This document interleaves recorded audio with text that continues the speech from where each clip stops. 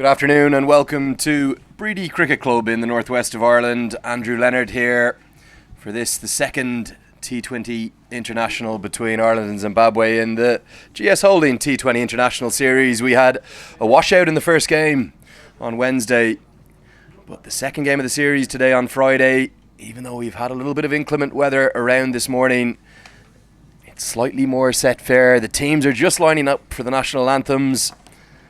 Ireland, remember, they whitewashed the Zimbabweans in the ODI series, a clean sweep, 3-0. And they'll be looking for more wins, but it's a very different squad they have. A young squad and a different captain in charge, because William Porterfield not in the T20 setup at the moment. Gary Wilson, the captain in the T20 format. Let's just pause for both the anthems. Zimbabwe,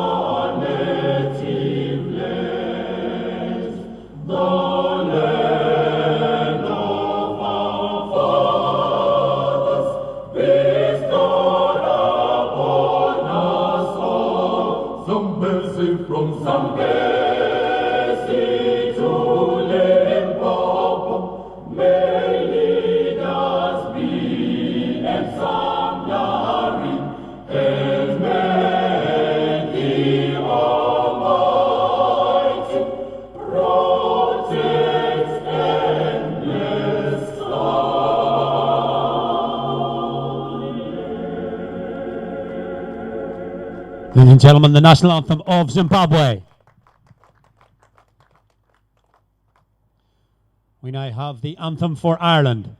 Ireland's call.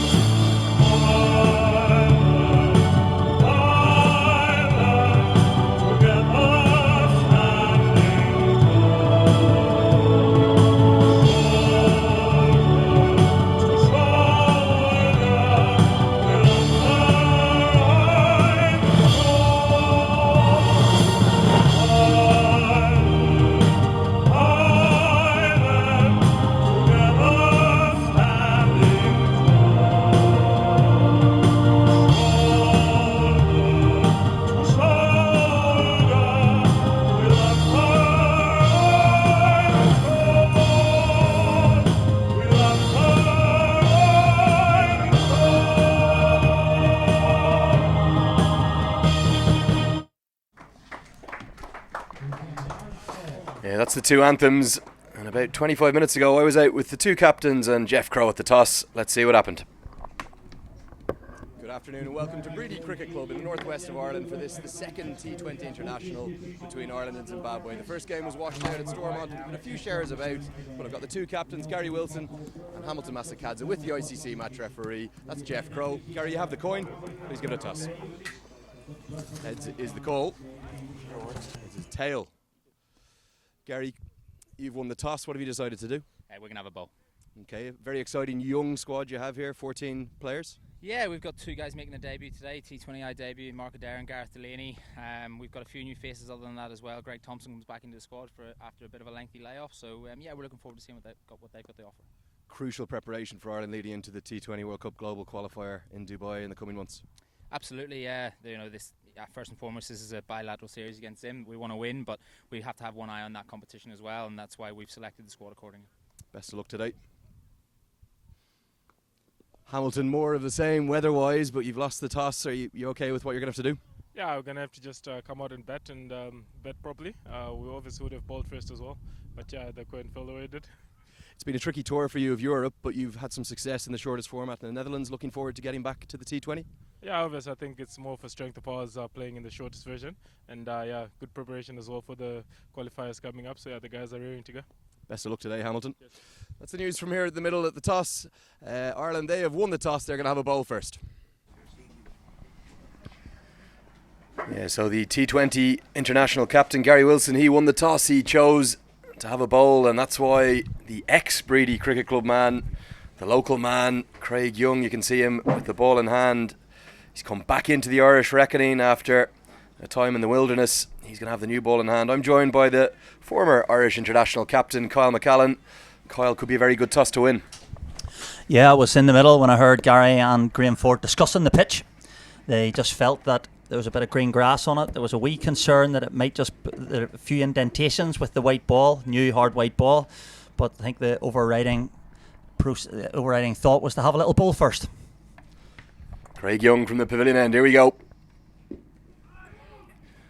Into the pads immediately of Brendan Taylor, who's performing a different role for Zimbabwe. He's going to open up the batting with Hamilton Masakadze. Both of these men, they're shy of runs at the moment, Kyle.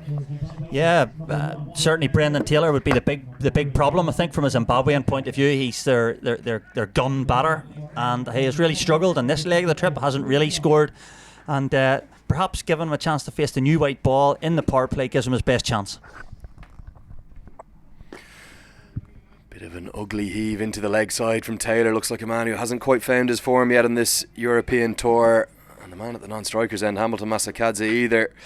But brilliant to see Craig Young back into the Irish side, bowling as quick as he ever has. His first Irish appearance since the T20I against the Netherlands last June. Yeah, he's made the move down to the Northern Cricket Union to play for North Down, and he's, by all accounts, bowling very quickly. He's got his confidence back, and yeah, I'm excited to see how he goes. Full hammered down the ground. It was a bit of a half volley from Craig Young. It's going to be the first runs of the day. Going to be a boundary for Gareth Delaney, one of the two T20I debutants for Ireland. Can only watch it sail by him. Yeah, strong shot from Brendan Taylor. He showed a little bit of his intentions in the previous ball, but he's just got a ball right in the slot. He's got the hands through it, and it's beaten young Delaney at mid-off for the first boundary there. Very good shot. The key for me with Craig Young is how he comes back. It's a better length from Craig Young. Good work from Tyrone Kane at backward point. It's a much different Irish lineup in the T20 format to the ODI format. More youthful, and a few exciting faces and names coming into the squad. Yeah, I had the privilege of presenting two new caps to Gareth Delaney and Mark Adair at the huddle. It's a really exciting team. I think a lot of guys who are in good form in the IP20, scoring runs quickly. We bat very deep, Andrew. So the key's going to be keeping Zimbabwe to a manageable total. Taylor heaves into the leg side. A diving stop from one of those debutants, Mark Adair. That's a super piece of fielding. Probably 3 runs saved. Wasn't out of the middle of the bat from Taylor by any stretch of the imagination, but wonderful work from Adair. Yeah, this is exactly what, young talent coming into the side, looks like, diving around in the field, energetic. Something, again, that I think the Irish team drifted a little bit away from in the last 24 months. It's good to see that energy back in, that youthful exuberance, and a brilliant stop from Mark Adair. A genuine all-rounder, top bowler, strong batter, and outstanding in the field.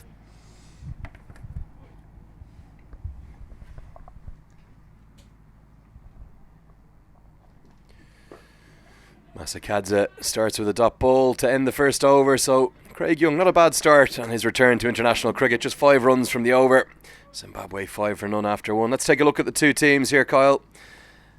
Very different sides, particularly for Ireland in the T20 format, but for Zimbabwe, going with the tried and tested. Yeah, absolutely. You know, it's interesting. PJ Moore back into the side. I know he was frustrated at being left out for the last 2 one-day internationals, but interesting where Ryan Burl bats. You know, he batted at 7 and 8 in the initial one-day international, then moved up the open where he was unfortunately undone by Tim Murtagh. But you know, obviously Craig Irvine. You know, you have Sikandar Raza, Sean Williams, excellent batters. You know, the linchpins of the Zimbabwean side. And let's look at this Irish side. It's an exciting, dynamic, young Irish side in this T20 format. We're going to see Tyrone Kane, one of those youngsters, open the bowling. But the two men on debut, T20 International debut, Mark Adair. What a year it's been for him. Oh, it's, you know, for a guy who potentially maybe missed out, you know, on a Sri Lanka tour with the Ireland Wolves. He was a week away from going on the trip. He's been a revelation. But really looking forward to seeing Gareth Delaney today. I haven't seen him play a lot, but I've followed his scores with much interest, and he seems to score runs very quickly. Yeah, he opened the batting for the Leinster Lightning in that summer smash against Middlesex, made over 50 and made it at a good rate. Really made him an impressive start to his interprovincial career, and we're seeing the Irish selectors do this more and more. They're rewarding form in the domestic tournaments. Yeah, without a doubt. And the other string to his bow, as well as his batting, is the fact that he's a leg spin bowler. And I think on T20 cricket in particular, having a leg spinner in your side is crucial. Ireland have himself. They have they have JJ Garth. They have Jacob Mulder in the NC. There's a group of 3 or 4. It's good competition for places in that regard. Taylor looking to use his feet, comes down the track. There's a quick call of 2 and they're going to decide against it. A little bit of a mix-up in the deep between Gareth Delaney, maybe a few little nerves for him, an international debut. The flutters going through the belly. Yeah, and interesting, fielded a deep square leg by Greg Thompson, my captain at Warringstown, and there'll be nerves there too for Greg. This is sort of third soiree into the international side, and you know, he's been a phenomenal 2020 cricketer both for Warringstown and the Northern Knights, and there'll be a lot of people hoping that he carries that form through to this. I was going to say this green shirt. It's a fluorescent green, isn't it? Down the leg side from Kane, that'll be signalled wide. Yeah, the T20I kit obviously different to the ODI kit. This one a more of a vibrant, youthful version of the Irish green.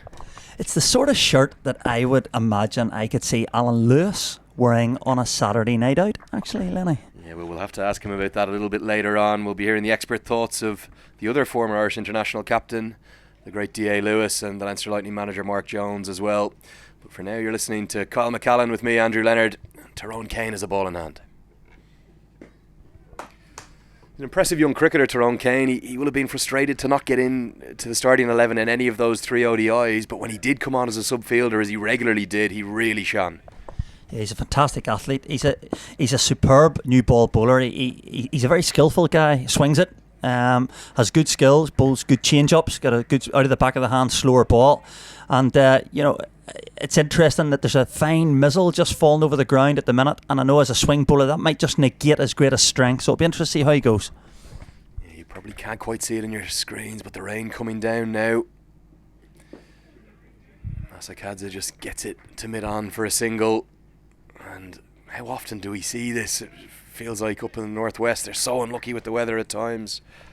Yeah, I was really fearful when I drove along the north coast of the game today. There's a lot of wet weather about, but just as we came to Bready now, that you know, it lifted, and the ground staff have done a fantastic job. The place is in superb order, and we just hope that this is a little brief. There's a nice breeze blowing across the ground. We hope it's just a brief little period of rain that blows over as quickly as it arrived.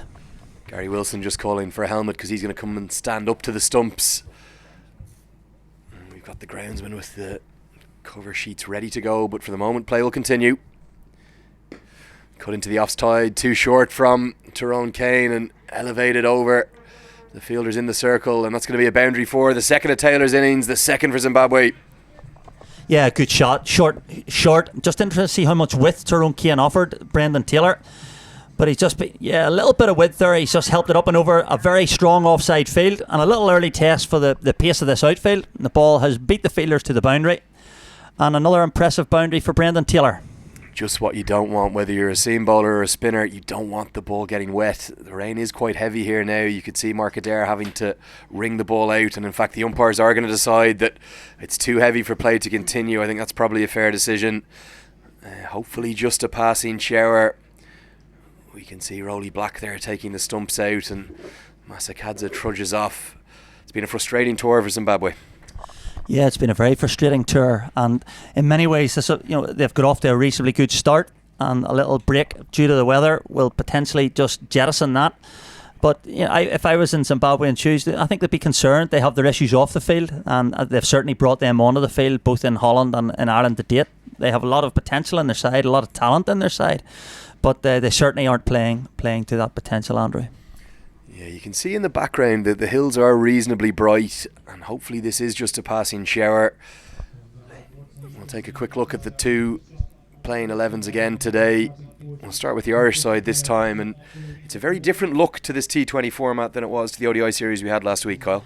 Yeah, what really excites me about this side is the depth in batting, and it's not just the depth in batting, it's the way that they bat. When you see the likes of Shane Getkate, Mark Adair, Greg Thompson, it's interesting to see where Gareth Delaney will bat, whether he bats in the top three or whether he also bats down in what's the engine room in a T20 side. There's really exciting batting talent in that side. Right, Craig Young's going to be batting 11, and he can hit a cricket ball too. So I like it. I think it's an exciting team. I think they play a very aggressive brand of cricket, and I think we'll see lots of boundaries hit. And what about this new Irish opening partnership in the T20 format? Some people might say it's coming 10 years too late, but we've seen the big man Kevin O'Brien go up and join Paul Sterling at the top of the order, two power hitters in that opening 6 overs of power play. Yeah, I think that links to what I said previously there with the emergence of Adair and Getkate and Greg Thompson into that engine room and into that lower middle order as finishers. That has freed Kevin O'Brien up to be able to go to the top of the innings. At the end of the day, Mark, if you have Paul Sterling, Kevin O'Brien and potentially Gareth Delaney in your top three to take advantage of only two fielders out in the initial power play, that's a really challenging proposition for any bowling attack. And I think in the past Ireland had been afraid to elevate Kevin up there for what they lost in the middle of the innings. But I think looking at the makeup of the side now, they can afford to do that. Yeah, and we saw a career best for Kevin O'Brien as soon as he was elevated up to the top of the order. It started out in the quadrangular T20 International series in Oman before moving on to Dehradun in northern India, and his most recent T20 innings was 74 off just 47 balls, showing he has the power to really clear the ropes in that first 6 overs. So hopefully we'll see Kevin O'Brien and Paul Sterling a little later. Let's just have a quick look at the Zimbabwe side they've picked today. They really have a mountain of experience in this lineup. They do, but I'm a little bit curious as to why Solomon Murray hasn't been picked. He, for one, in the last two ODIs, not only did he look to be a very strong striker of the ball, but he also had that knack of picking up wickets when he bowled. So that's a curious sort of deselection for me. But you have Brendan Taylor and Hamilton Masakadza, two very strong hitters of the ball. Obviously, Craig Irvine is probably their most, him and Sean Williams would be their two, for me, most consistent batters that I've seen on the trip. And, Ireland are going to have to play well to beat them. I just wonder, will this change in role for Brendan Taylor perhaps bring about a resurgence in form for him as well? Yeah, well, I suppose it can only go one way. He's currently 10 off 8, but he really hasn't broken much delf on the tour so far. Interesting that the side had slightly more success in the 2020 form of the game in Holland. They had that famous tied game, which they won in the Super Over. So they probably a little more confidence in this format than they would have had in the 50 over stuff. So let's hope this shower blows over as quickly as it came, and we get to see these guys out in the middle soon. Yeah, the rain just easing off a touch, but the full ground sheeting is on the wicket, and rightly so. So the summary is we've seen just 11 balls of cricket so far in this second GS Holding T20 International between Ireland and Zimbabwe. We're going to come back to you with the very latest after a few adverts. We should be back with you in about 5 to 10 minutes time.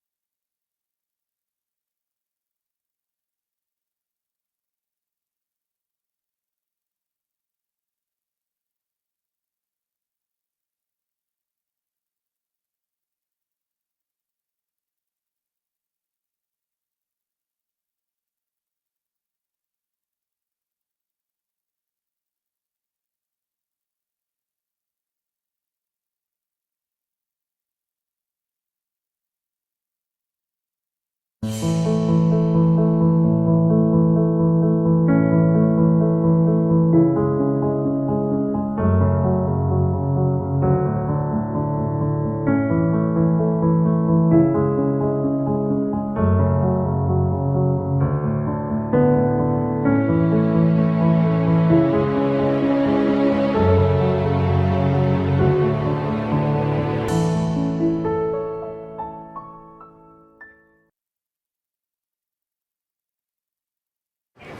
think this is fun for me? You think I'm having fun? It certainly wasn't much fun defending your action in Tokyo. Do you have eyes on the target? Is it her? I can't tell from these photos. I need better shots. Yeah, no, well... Just don't lose her this time. Thank you for flying to Istanbul.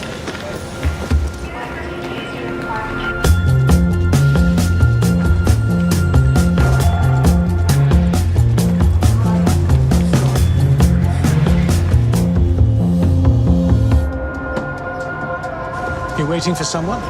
No, just looking.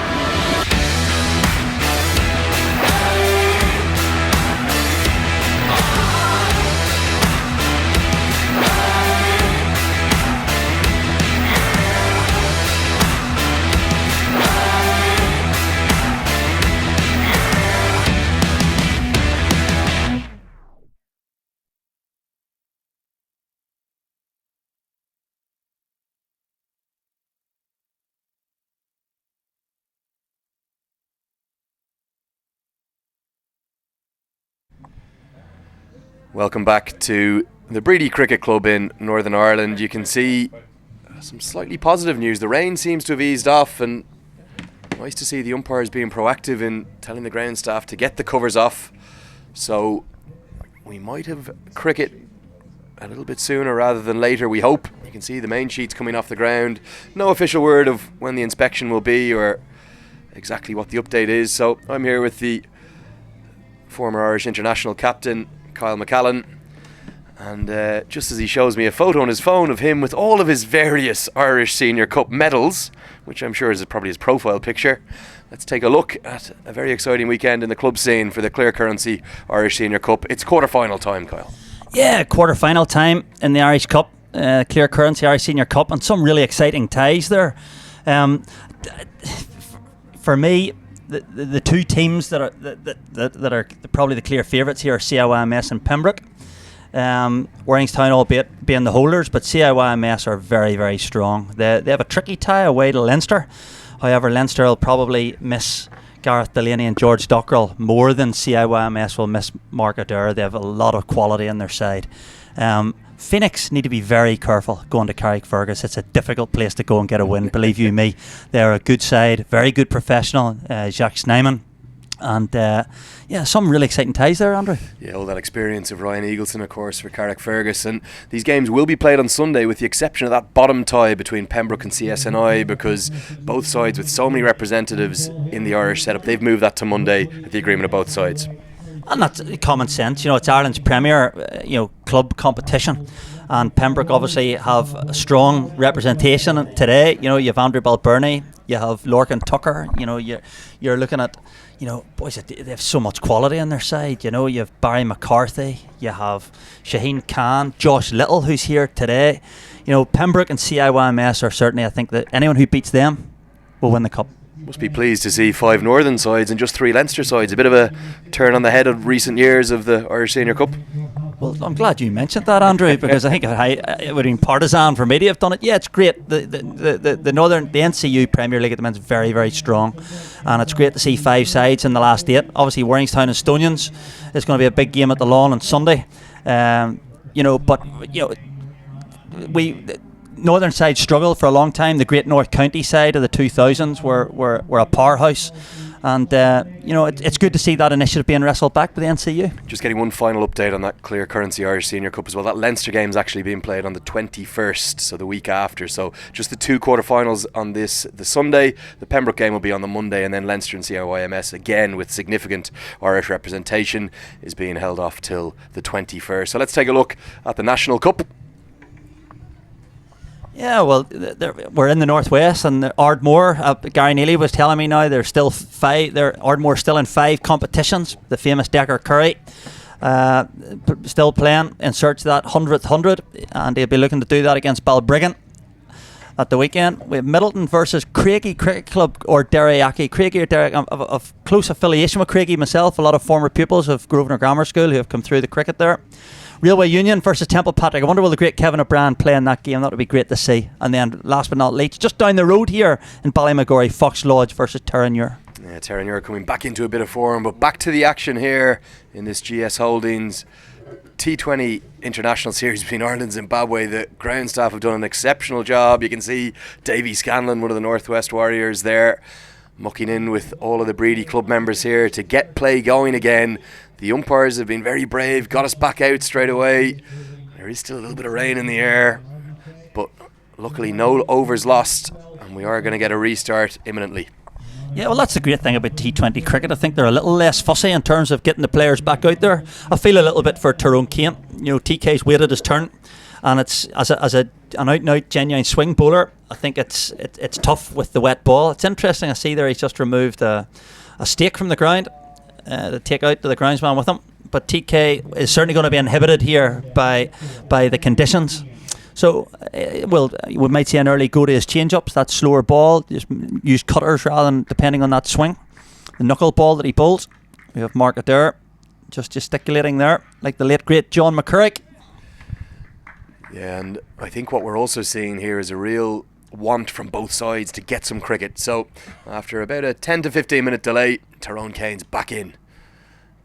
To Brendan Taylor, immediately squares him up, beautifully bowled. That's going to end the second over. Zimbabwe going at a run of ball, 12 for none. Always difficult for batsmen this, on and off with the rain. Yeah, absolutely. You just feel like you're just starting to get your eye in, you're getting a feel for the conditions, and then you go back off again, you lose your rhythm. Doesn't affect the bowlers maybe just as much in this form of the game. You're generally chopping and changing as it is. So Craig Young giving his cap to umpire Mark Hawthorne. So Craig Young going to continue here from the pavilion end.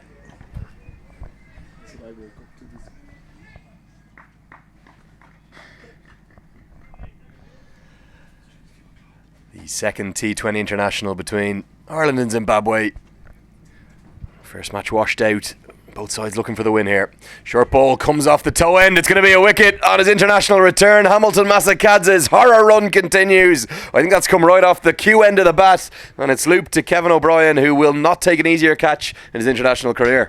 Yeah, Hamilton Masakadze's horror run of form continues. It's a short pitch ball from Craig Young. It seems to have hit the back of the bat, and it's just lobbed to Kevin O'Brien, a second slip. And fair dues to Gary Wilson for keeping his 2 slips in. I'm not sure that's how he anticipated the ball going there, but that's one down for Zimbabwe. Craig Irvine to the crease.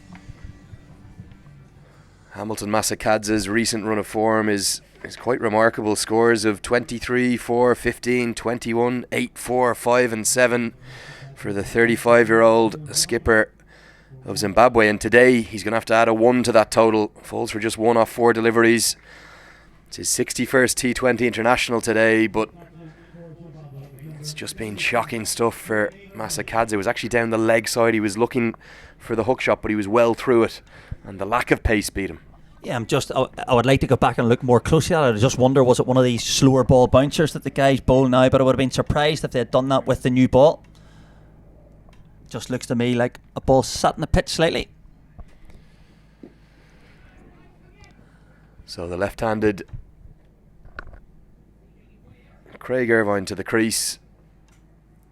He's a man who's been in good form in the ODI format for Zimbabwe, the 33-year-old, and Kylie's a man who's played a lot in the north of Ireland in the NCU.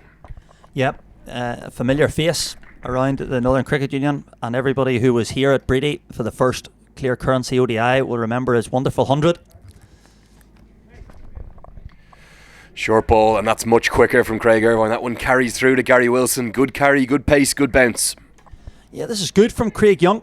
You know, he's coming in, he's hitting the pitch hard, as we can see, and that's, again, it's just shoulder high, and it's outside off stump, so he's trying to make Craig Irvine fetch it a little bit. Clear danger that ball might go up, straight up in the air. Could have been caught at fine leg. It's good bowling, that.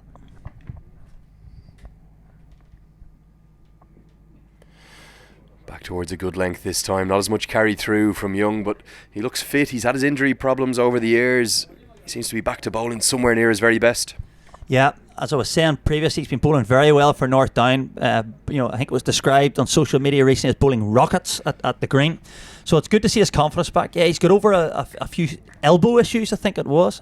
But a return home, Bready born and bred, and he's certainly bowling extremely well at the moment. Short ball again. This time picked up by Irvine. It's going to soar all the way for a maximum 6. That's a glorious shot from Craig Irvine. He just sat on the back foot and hooked it away. It's going to be 1 bounce 4. It looked like to me it carried to 6. Close decision for the umpire, that one. Yeah, look, again, what we're saying is there's not a great deal of pace in the pitch. Hamilton Mazakadze out, Fox by the ball. It didn't quite come on. I think Craig Irvine had a look at one, and he's just waited on that slightly more, and he's just helped that on its way. A little field change now. Greg Thompson dropping out the deep backward square, just where that ball went, and it looks to be like Lorcan Tucker just coming up into the circle at 45 at fine leg.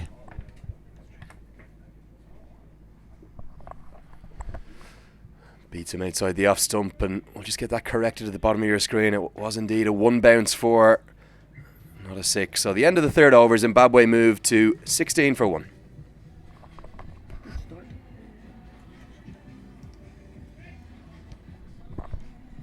Kyle, both these sides using this T20 format as vital preparation for the upcoming ICC T20 World Cup Global Qualifier that'll be held out in the UAE, but we've got the strange scenario where also it's a little bit of a testing ground for a test match at Lord's. Yeah, it's going to be difficult for the guys who are involved in all those formats. I'm thinking of Andrew Balbirnie, you have Kevin O'Brien, Gary Wilson, Mark Adair, who are going to be involved in the test match. It's a big turnaround, a big change in mindset's going to be required to go from a T20 series up at Bready to a 4-day test at Lord's. Change in bowling, Mark Adair into the attack. Off the outside edge, and second slip's been taken out for Adair. It flies wide of Andy Balbirnie at first slip.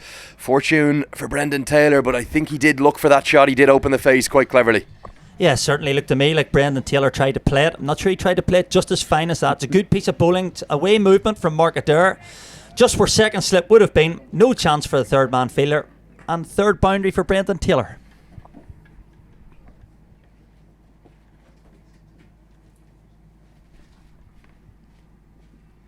Down the track this time, hit into the sky. Could be an opportunity at mid-off. It's Gareth Delaney that settles under it. And he takes a very good catch, barreling backwards. In fact, it's Lorcan Tucker. That's an outstanding catch. And Brendan Taylor, his horror run of form continues. He's gone for 14. Yeah, Brendan Taylor punches the back of his bat in frustration. Lorcan Tucker we have seen over the last 3 ODIs with the gloves on. This time taking a superb catch, running backwards at mid-off. A tester just going with the breeze. There was a danger the ball was going to just beat him over his head, but he's readjusted very well. And Zimbabwe in early trouble again, 20 for 2.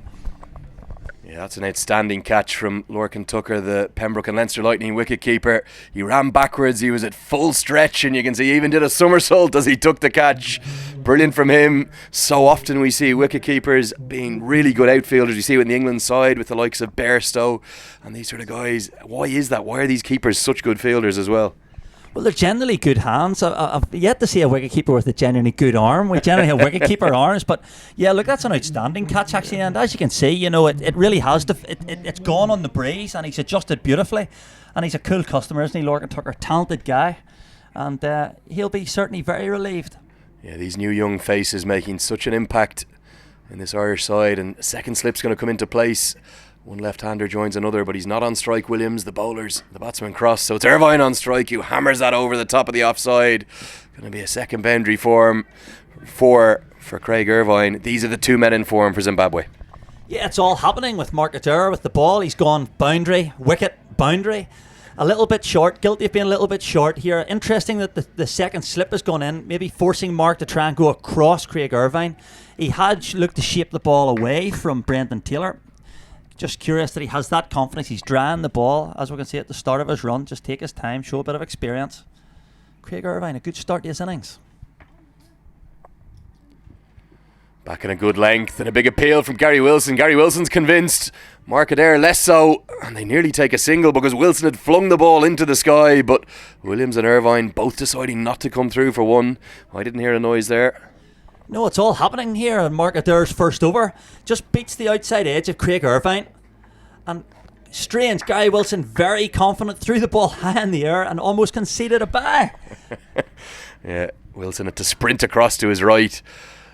We see that so often from Wilson when he has the gloves. When he takes a catch, he loves to throw it up high into the sky, but Mark Adair had no interest really. Nicely played by Irvine, just opening the face. That is down to Gareth Delaney, who's a third man. Going to bring Williams on to strike. Two really class acts for Zimbabwe, these two. Yeah, two excellent players. Sean Williams certainly been the best player on show from a Zimbabwean point of view in the One-Day International series, and Ireland certainly will be very keen to see the back of him. We'll also be very keen to see the back of some threatening. There's certainly rain to our. I'm looking, is that to the north of us, to the northwest of us? Yeah, the northwest, Kyle, and the breeze kind of going northeasterly today, so we can only hope that it'll maybe skirt around us to the west of the ground. That's a glorious shot. First delivery that Sean Williams has faced. It's just no more than a back foot punch, and despite Paul Sterling's best efforts, it's going to run away for yet another boundary. Adair continuing to prove expensive. 13 runs from the over. Yeah, this is all class, this shot. He just rocked onto the back foot. Just stays inside the line of it, and he just pushed that. Paul Sterling, made every effort, but it just ran away quickly down the hill here at Bready, and the end of an expensive over from Mark Adair. Zimbabwe 29 for 2. Action on almost every delivery of that over from Mark Adair, as we've become accustomed to. He's a man who makes things happen, but perhaps just bowling one or too many errant balls early in his international career. It's 2020 cricket, isn't it? Listen, he's a serious operator with the ball. Interesting to see a change of end for Tyrone Kane now. Tyrone Kane going to come with the breeze. Another wee issues that some of the seam bowlers were indicating just prior to the game is a drain just at the delivery, just where the bowlers take off at the far end of the ground, that they indicated might just be a little problem for them. Tyrone Kane's going to switch ends to the pavilion end. He starts with a half volley that's punished and put away beautifully by Craig Irvine. You can't bowl there to a man in the form that Craig Irvine's in. Yeah, that's a wide half volley from Tyrone Kane, and nonchalantly, effortlessly stroked through the covers by Craig Irvine. Far too much width, just frees the hands. No chance for the Irish fielders. I think the frustration for Ireland so far this morning, despite getting the best of some helpful conditions here, not exactly getting their lengths or lines right, particularly the line strain significantly outside the off stump. Yeah, can't afford to bowl width in this form of the game. Just interesting. I noticed the players are spending a lot of time drying the ball, whether that's a factor in all of this. But Tyrone Kane under pressure, first ball of the over, going for a boundary. It's much better. It cuts him in half. You can see when you do bowl it on that correct length on this Breedy wicket, there is help and assistance there for the seamers. Yeah, absolutely. And Craig Irvine kind of early in his innings gets his head across, doesn't he? He tries to cover off stump, falls over ever so slightly. You would imagine, potentially if you get it right, an LBW candidate. But Ireland very much stacking the offside field. Only 3 men on the leg side. Craig Young at mid-on, and then 45 in the circle. So an easy single to be had to mid-wicket if he wishes. Clipped into the leg side. Protection out there. Just 2 fielders allowed outside the 30-yard circle for this first 6 overs of the match. And at the moment, we've got third man in place in that deep square leg. Yeah, and that timed nicely to Greg Thompson, who is patrolling the bigger of the 2 boundaries here down the hill at Bready. But it's certainly the ground staff just making their way, unfortunately, across towards the covers behind Greg Thompson. We just hope that we might just miss whatever rain there is about.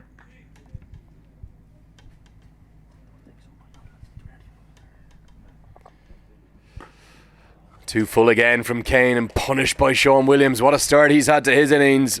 2 balls, 2 boundary 4s. Yeah, what a shot. What a shot. All class. Timed magnificently, and that ball is raced to the offside boundary. Tyrone Kane under pressure again, just guilty of width. And to a man in Sean Williams' form, that is just meat and drink. Beautiful shot. It wasn't an out-and-out half volley, but perhaps almost in the slot. Too full again from Kane.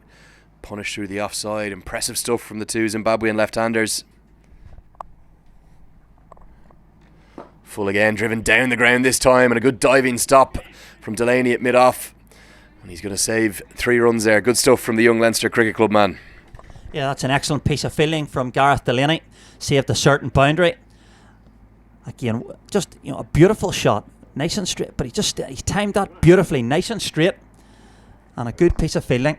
Kept it to a single. As unfortunately the rain starts to blow across Bready Cricket Club again. Yeah, that rain really getting quite heavy. You can see on that side angle. Kane's going to try and bowl this final ball of the 5th over. Shorter this time. And you just wonder, the umpires are surely going to have a chat. That'll be a single to end the 5th over. Zimbabwe advanced to 40 for 2. And the two umpires immediately look at each other. And I think they're going to have to come off again here, Kyle. Not what the fans wanted, not what either team wanted. Haven't come on just yet, but now Hawthorn and Black have decided, and you'd have to say rightly so, Kyle. The cover's going to come back on here. Yeah, it's got very, very overcast, and very unfortunately we've lost the sight of the mountains here. Can't see the foil, and it's looking a bit ominous. The only hope I suppose we have, as you can see in the background, you can see that rain looks very heavy, but there's quite a strong breeze, so hopeful that perhaps again this will blow over as quickly as it arrived, but disappointing for all concerned. Yeah, the umpires the last to leave the field as the groundsmen get the covers on. Let's take a look at the scorecard at the moment. Remember, this first match of the series on Wednesday was washed out. It was a non-result in Belfast, and as we've come across here to the northwest, we've had more inclement weather, but there'll be disappointment for Ireland. Although they've picked up 2 wickets inside this power play, the first 5 overs of the match. Just 1 over remains of that power play. Craig Irvine and Sean Williams looking inspired touch, punishing any width, anything poor from the bowlers. Yeah, just lots of boundaries. I suppose that's the nature of T20 cricket these days, but I suppose it's very frustrating for both sides. Arguably, the T20 series here between the two sides is almost more important in their thinking than the 50 over game with the imminent T20 qualifiers in the UAE that are coming up. I know Ireland certainly don't have a huge amount of matches to have a look at their side and to grow and develop as a team. So yeah, this will be a big concern. Haven't had one washout already. They'll want to see a full day's play if possible here today. Let's take a quick look at the Irish bowling figures. Just the 3 bowlers used so far. Wickets again from Mark Adair, proving expensive, but great delight for Craig Young coming back into the Irish side after over a year without an appearance. Yeah, and I think Craig's benefiting certainly from an upturn in confidence. He's full of confidence, and you can see that today. He's been Ireland's most successful bowler, both economically as well as in the wickets column. And Tyrone Kane will be a little bit disappointed. He had a disappointing time here against Afghanistan in the T20 series. He came across Hazratullah Zazai, unfortunately, but I wouldn't be judging him on the basis of this. I think he's certainly been affected by the conditions, bowling with a wet ball. The conditions aren't ideal for his type of bowling. And Mark Adair, 1 expensive over, but he also picked up that wicket of Brendan Taylor.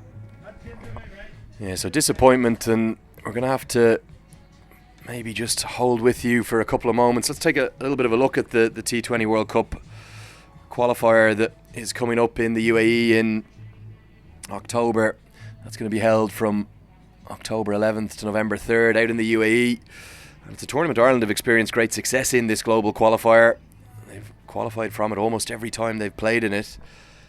But it's going to be a big test this time. We've got Ireland, Zimbabwe, Hong Kong, the Netherlands, Oman, Scotland and UAE as the hosts, and they're being joined by the regional qualifiers from all over the world. I was down in Guernsey as Jersey sealed their spot from the Europe final. Papua New Guinea have already come through the EAP route, and we'll probably likely see Canada and America come through the Americas route. So with 6 places from the 14 qualifiers, it's not a done deal by any stretch of the imagination for Ireland, even though we're a test nation now. No, certainly is not. And I had an interesting conversation. I'll not name him, but one of the Zimbabwean guys after the 3rd ODI in Belfast, and he just kind of was very confident that Zimbabwe would qualify. They would come through the qualifiers. And I have to say, I think that probably needs to be very careful that they don't become complacent. There's some quality sides. The Dutch are a very good side. Scotland, there's England through to a World Cup final on Sunday. and this time 12 months ago they were being beaten by Scotland at the Grange. So people often forget things like that. From my point of view, there's a lot of quality teams out there. Hong Kong, UAE, Oman. It's not a given, and certainly Ireland aren't taking it as a given. And this series, that's the great disappointment about this reign. Ireland need to prepare for it. It's vitally important that they qualify. Yeah, the format for this men's T20 World Cup global qualifier in the UAE will be the same as the one that was hosted by Ireland and Scotland back in 2015. Netherlands and Scotland shared the title, but Ireland qualified from that. Oman got through as well. We saw the joyous scenes for them, and then they went on to beat Ireland at the main event in Dharamsala. So none of these sides are walkovers anymore in the T20 format. You talked about the rise of the likes of the USA. Namibia really coming back to crucial form. They won the ICC World Cricket League Division 2 down there, gaining ODI status.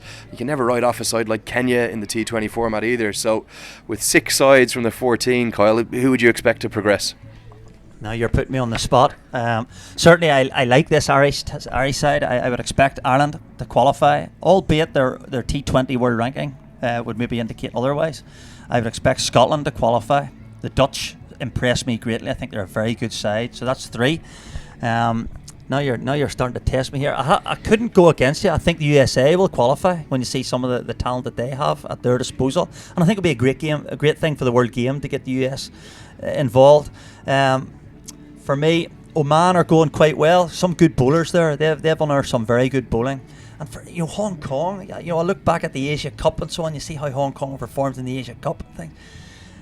Boys, it's a difficult one. But yeah, if you're asking me my 6, I would have to go for Ireland, Zimbabwe, Hong Kong, the Netherlands, Oman, Scotland. And I'm going to say, no, sorry, I'm going to take out Oman, and the USA will qualify ahead of them. I don't think the hosts will qualify. Yeah, we'll be in for a thrilling tournament without doubt. 20 of those games at least will be broadcast globally. We might see a few more of them on some streams as well. And it was such a thrilling tournament back in 2015, hosted by not just Ireland, but also our near neighbours, our Celtic cousins in Scotland. And it seemed like every side was capable of beating each other. We saw Jersey, who have qualified again from the European end, they won 2 matches. We saw Papua New Guinea beat Ireland up in Stormont. So all of these sides can beat each other. They're very capable of beating each other on their day. And that's the unpredictability and the fun of the T20 format. Yeah, well, interestingly, listen to Dave Richardson on TMS not long ago. He was talking about, the T20 being the route to grow the game the most, and they're obviously offering 6 places in this qualification process. So, Lenny, it's difficult. You saw, Ireland know they have work to do. There's no complacency in the Irish camp. You just can't afford to have a bad week. If I was to put you on the spot, who would your 6 qualifiers be? Yeah, I think we might see a big shock. I think we might see Zimbabwe not get through that. I do think Ireland are progressing enough in the T20 format. Scotland and Netherlands are certs for me. They're the 2 form associate sides, the Netherlands in particular in the T20 format, but Scotland as well. The likes of George Munsey, the way he strikes the ball, Kyle Coates at the top of the order. They've got some very clever cricketers really punching above their weight. Don't rule out the UAE on home soil. Some very clever T20 cricketers, the likes of Ronnie Mustafa, and you've got Shaiman Anwar and these sort of guys, really good cricketers. But ones for me, one surprise package could be Namibia. They've got power hitters, and they've also got, they don't have a great amount of variety in spinners in their bowling attack, but they can clear the ropes. They've got big six hitters, tends to be what you need in the T20 format. And I will say USA, Ali Khan, Aaron Jones, Xavier Marshall, the former West Indian Test cricketer, Stephen Taylor, really good cricketers. They've got to get through a sub-regional first. And the final one we haven't mentioned, because they've got to get through an Asia qualifier, is Nepal. And what a story that would be, back to the global stage. Their passion for cricket is probably second to none to any nation in the world. I'd even include India in that. So we might see Nepal back in the global stage. And it's all part of the pathway to the 2020 ICC World T20. A marketeer's dream, the T20 World Cup down in T20. But that's the state of play at the moment. You can see the sheets on the ground here, unfortunately. The rain really coming down quite heavily now, Kyle. Zimbabwe 40 for 2 after 5 overs. We're going to come back to you with an update in about 15 minutes' time.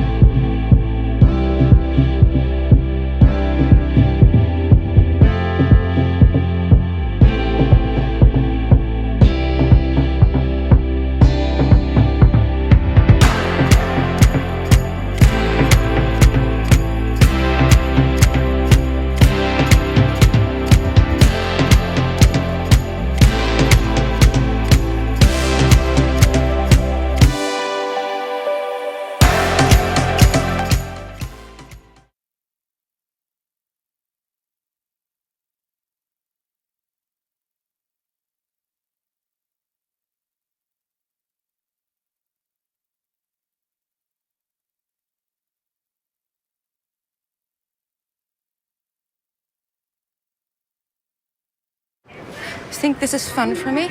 You think I'm having fun? It certainly wasn't much fun defending your action in Tokyo. Do you have eyes on the target? Is it her? I can't tell from these photos. I need better shots. Yeah, no, well... Just don't lose her this time. Thank you voor mijn touchdown.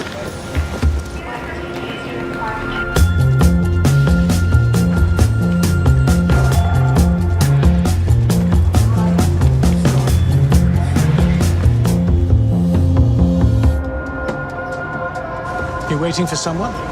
No, just looking.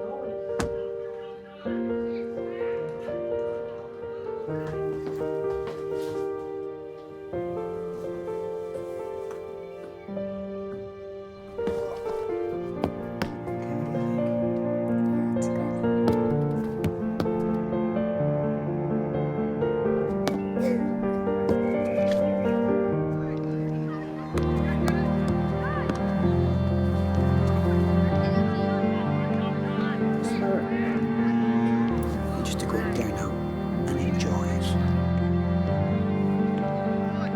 Go on.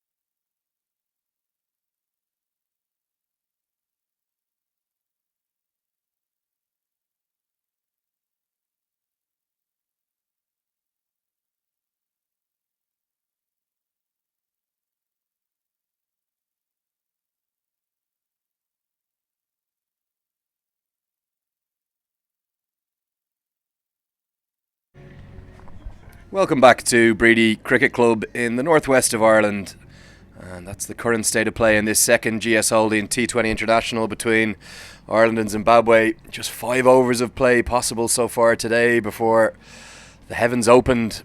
In fact, there was a slight break in play after just 11 balls. They got back out there, but after 5 overs, despite 2 early wickets for Ireland, Zimbabwe off to a bit of a flyer. Irvine and Sean Williams, the 2 left-handers, finding the boundary. We do have some good news. The covers have come off. There is still some rain around, so not exactly sure as to when we're going to get a restart in play. The umpire is just taking a look at the moment, but we thought we'd use this opportunity to have a little bit of a chat about what's a very exciting period for Irish cricket. I've got the Cricket Ireland Performance Director Richard Holdsworth with me here in the commentary box, and Rich, it's an incredibly exciting time for Irish cricket. Stand on the eve of a historic test match at Lord's in just a couple of weeks.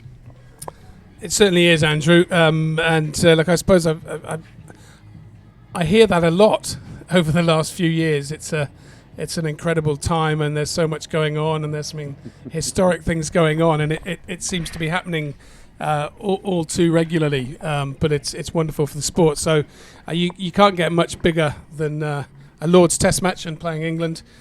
So it is a very special time, and a time that probably most people involved with Irish cricket probably would never have dreamt would happen.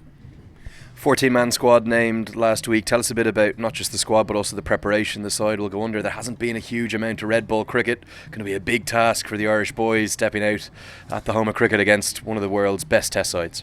Yeah, absolutely. Look, it's always difficult. One of the things when we became full members was to sit down and work out strategically where we're going, and I think the one thing that's challenged us massively, as it challenges many other full members, is how do you prioritise all 3 formats of the game. It was unfortunate that we've had a couple of red ball games rain affected the last month or so for some of the lads to get some good red ball practice, it's not been ideal. So actually on the back of the Leinster Lightning playing Middlesex in that wonderful evening at Pembroke, we had a good chat. We'd had a brief chat with Middlesex before Angus Fraser was there, and we got chatting and said, look, what would be the possibility of trying to do a little partnership ahead of the test match with them. Middlesex didn't have any second team cricket in the 2 weeks prior to. So we're playing Middlesex 2s on the Thursday, Friday, the week before the test, which would be great for the guys. Some of the fans wouldn't be aware we're using a 2018 Duke red ball for the test match, which is something that the ECB are keen to do for the Ashes series. It's a ball that we were used to using last year, but the new version 2019 is slightly different. The seam is slightly different. So we'll get an opportunity to play against that ball in that Middlesex 2-day game. We're playing the same playing regulations as a test. Again, test matches normally 90 overs. We're actually playing 98 in the day during the test match. So we'll play that against Middlesex in the warm-up match. And the reason that's 98 overs a day, it's a 4-day test match for the first time for England. So Ireland will play Middlesex second 11. It's going to be at the Merchant Taylor School the 18th and 19th of July. And then 4 or 5 days of prep for what's going to be a historic moment. What's it going to be like? A huge crowd expected as well on the 24th of July for Ireland-England. Absolutely. I'm hearing the first 2 days are almost sold out, which is incredible. Who'd have thought? But it looks special for the guys. I think really helpful that we've got a couple of players, 3 players who've played regular cricket there for Middlesex. Obviously Paul Stirling and Tim Murtagh still there. Andrew Balbirnie played there for a number of years. So they know Lords very, very well. And we played there in 2017 in a one-day international against England. Yeah, and of course Gary Wilson and William Porterfield, formerly of the MCC Young Cricketers. So they're not going to be overawed by the stage. Ireland played an ODI back about 18 months ago now against England, so plenty of opportunity for the lads to know their location. But tell us a bit about the squad. It must have been a difficult squad to pick. 14 selected. Craig Young, a bit of a bolter coming back into it. Yeah, absolutely. Look, I'm pleased to say I'm not a selector. Although I sit in on selection, I don't have that enviable task that is very difficult for the guys. Andrew White, you're doing a fantastic job there. His predecessor, one of your co-commentators, Alan Lewis, very, very difficult job. Very difficult job. And the nice thing about the players playing in Ireland at the moment are These young guys are standing up. They're getting more opportunities, something that we've been wanting to do for a lot of years now, but just simply haven't had the resources to do. But now there's 18 Cricket Wolves programme.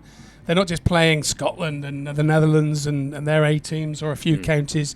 They're now playing full member teams. So as you're well aware, we had a great victory against Bangladesh earlier in the year, then Zimbabwe, and they had a tour to Sri Lanka early in the year.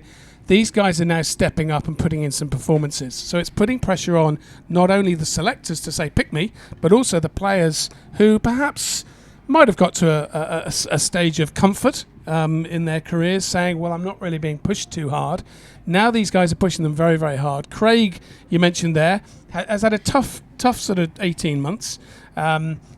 Shown great promise, as we've always known, but actually he's put in some really good performances in the last couple of months, bowling a lot quicker, feeling very good about his action. You can see that in his rhythm, and so the selectors have gone, let's give him a go. Yeah, remarkable. You said it there, the Irish Wolves side, the A team of the Irish setup, has beaten 2 full members this year. Let's talk a little bit about the difficulty of focusing on the multi-formats. We don't have as large a player pool as some of the other full member nations would have, but it's very much T20 international cricket that after the test, the focus is surely going to have to be on. It's the real opportunity to get back to the global stage, and is that where Irish cricket wants to be? Yeah, it's always difficult. I mean, we try now. We've got a Future Tours program and fixtures not almost off on the hoof. Every 6-12 months, trying to get fixtures in there. We've now able to plan ahead. So we would have sat down 18 months, 12 months ago with a head coach, with chair of selectors, one or two other support staff, and said and the captain, and said what do we do when in preparation for these really important games? So as you quite rightly said, our ODI cricket pretty much finishes up now for a time, and we really start focusing on T20. The fact that the Euro T20 Slam is nicely slotted in late August, early September, gives us, with these games that hopefully we'll get out today and on Sunday, and then after the test, all that focus will be towards T20. Yeah, we can only hope that the summer is saving itself for the Euro T20 Slam. We've had some mixed weather. I'll just give you a little bit of an update from the square here. The third umpire is out there having a look. We can see the ground staff running a rope around the square, trying to make sure not to trip our 2 standing umpires up as they have a little hop over it. I nearly catch him. Gary Wilson, the T20 International captain, out there trying to get play going. But that Euro T20 Slam is surely going to be brilliant preparation for the global qualifier, the T20 World Cup global qualifier out in Dubai. I was talking to Kyle McCallan about it a little bit earlier. It's by no means a foregone conclusion that Ireland will qualify for that. That's going to be a tough tournament. 14 teams with just 6 spots on offer for Australia. Yeah, no, you're absolutely right, Andrew. I mean, I just mentioned earlier there, one of the challenges for us is about where's the priority across 3 formats. We're playing there against countries who only play 2 formats. The Intercontinental Cup is no longer for the time being. Most of those countries are now focusing on white ball cricket only, and in many cases actually focusing mainly on T20. So for us, we've got 3 formats that we've been focusing on. So it is tough, and it's certainly not a foregone conclusion that we qualify. So part of the rationale, concept behind the T20 Slam was to give more exposure to our players in T20, to be playing with and against the world's best cricketers. And I think what the organisers have shown is there are some formidable players coming into this tournament, which will be great for our guys. It's only really Paul Sterling who's had a great deal of exposure around the world, playing in 1 or 2 franchises. Kevin O'Brien a little bit as well. But now, for some of the guys that are making this squad today, we've got 2 debutants today in the squad, Mark Adair and Gareth Delaney. For those guys, and you look at the rest of the squad there. There's still some young players. Lorcan Tucker, has only come in recently. Josh Little in the squad. Shane Getke's a little bit older, but again fairly inexperienced in terms of the amount of Ireland caps. These guys are going to get huge exposure, assuming they get selected. They're going to get huge exposure, and for that as a lead up to our World T20 campaign, I don't see what else we could do to be better than that.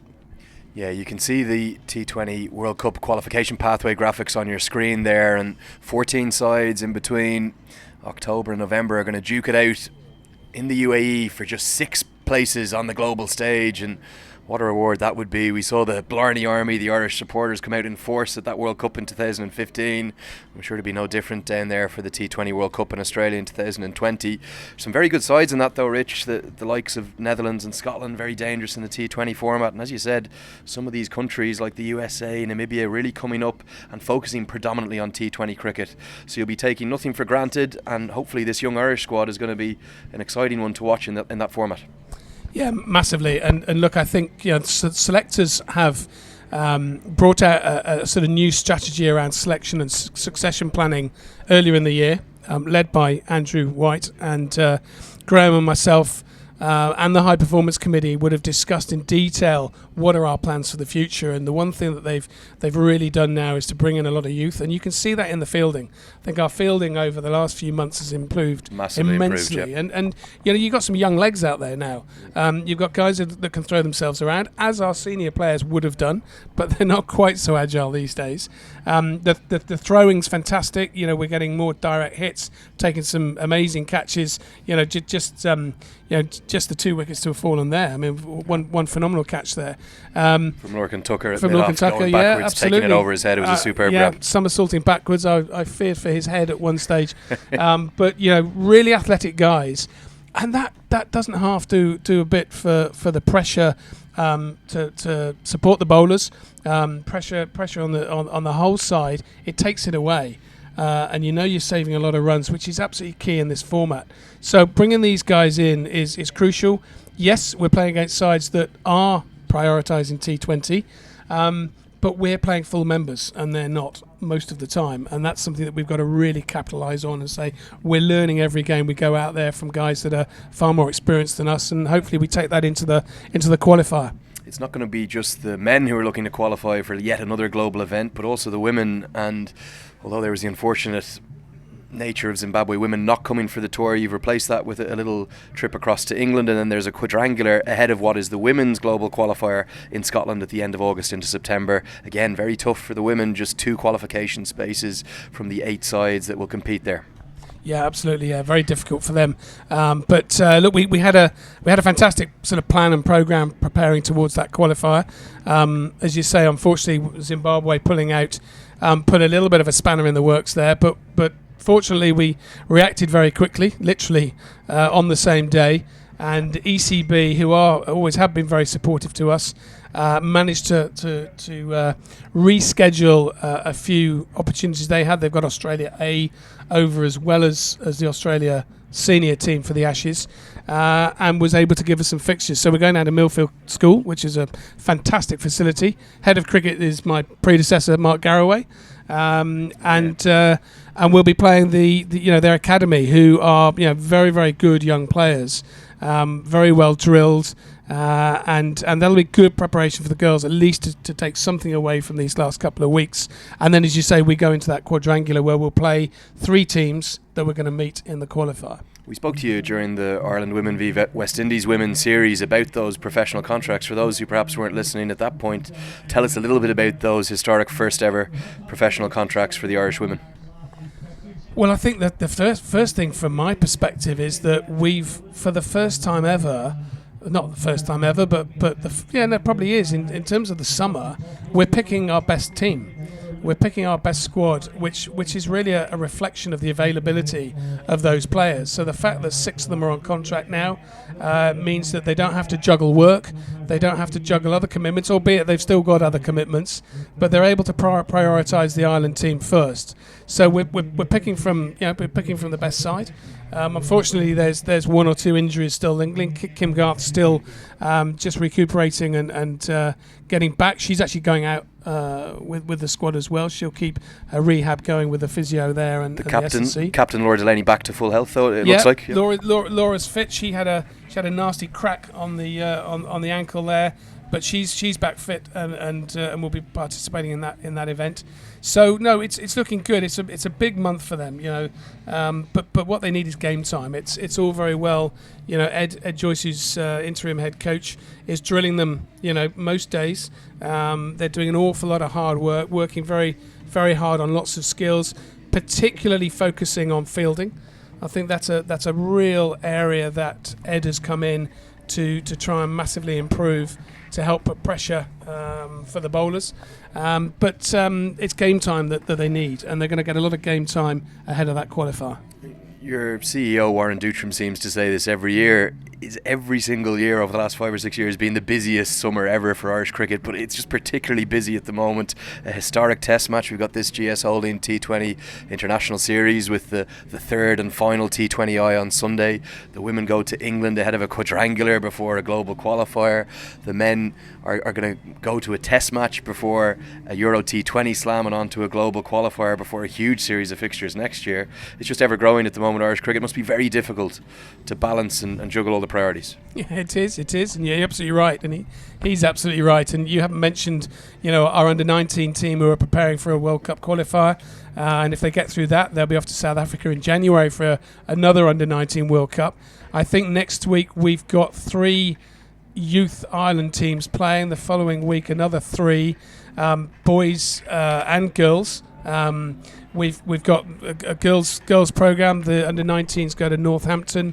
The under-15s are playing in a week over in England. It is mad. It is mad, and I'll be honest. There's a lot of juggling of plates that does go on. We're still very small in terms of human resource compared to any other full member.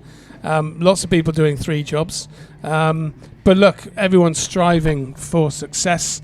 Wanting us to keep improving, wanting us to keep getting better, and most of all supporting the players that are out there, whether they're 14 years of age or 34 years of age, trying to get them better, trying to improve them, trying to support them as best we can. And we wouldn't want it any other way. Yeah, I'm speaking here with Richard Holdsworth, the Cricket Ireland Performance Director, during a break in play in this second GS Holding T20 International between Ireland and Zimbabwe. Earlier on this afternoon, the Irish T20 International captain, Gary Wilson, he won the toss and he decided immediately to bowl first. He's had the best of the conditions so far, and after just 5 overs, after a second stoppage, we've had to come off.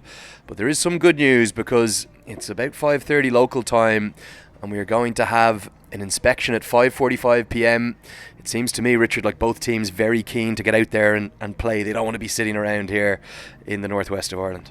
Yeah, absolutely. I think, look, Zimbabwe throughout this tour have been been very keen to play. They're here. Yeah, they've had a tour to Netherlands before this, but they want to play cricket just as our guys do. And when you've got 2 teams that are patient, respectful of the conditions, but want to get out there and play, then you got half a chance. You just need the umpires to agree with them. But look, it is brightening up. I can see some blue sky out there now. So fingers crossed, we'll continue with that way for the rest of the evening. Richard, just before I let you go, can I just ask you once more about this test match? There's going to be 11 men taking the field. A historic day for Irish cricket and for Irish sport. We've got a World Cup final on Sunday.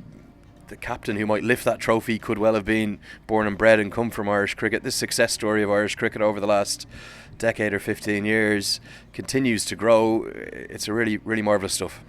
It's incredible. It's slightly ironic, isn't it? But I think I only read this morning a couple of articles in the Irish newspapers that weren't written by or weren't in the sports pages. And I think that, if Owen does lift that World Cup come Sunday, what does that say about Irish cricket in many respects? I think it's a fantastic thing and a great achievement if he does. But the fact that Irish media, and particularly not sports media, are writing about our sport because the captain of England is an Irishman can only be great for the promotion of the game here. We want many, many kids to get on the back of this World Cup, despite the fact that Ireland's not playing, and pick up a bat and a ball and start playing the game. And the fact that they should have a hero in Owen. I mean, he's an Irish boy. He was brought up playing cricket in Rush. What a story. I mean, it's tremendous. Yeah, we even saw the Leinster development manager, Brian O'Rourke, on Sky News today. Not Sky Sports News, Sky News globally, talking as one of Owen's first coaches, giving the insight into what he was as a young lad, so driven, so cool, so calm, collected. So we wish Owen Morgan and his side all the absolute best. But we're going to thank you for the moment, Richard Holdsworth, for your time today. Really appreciate you coming in and chatting to us, and hopefully we'll see some play in about 10 minutes time or something like that, Rich. Absolutely, yeah. Thanks, Andrew. Okay, so that's it from Richard Holdsworth, the Cricket Ireland Performance Director. We're going to go away to a few adverts. As you can see, Gary Wilson having a bit of a chat to the third umpire. We'll hopefully have play after the next inspection. The rain is holding off. The covers are off the pitch. We did get a lot of rain in here in Bready, so that inspection's in about 10 minutes time. We'll be back with you from the news. Please join us then.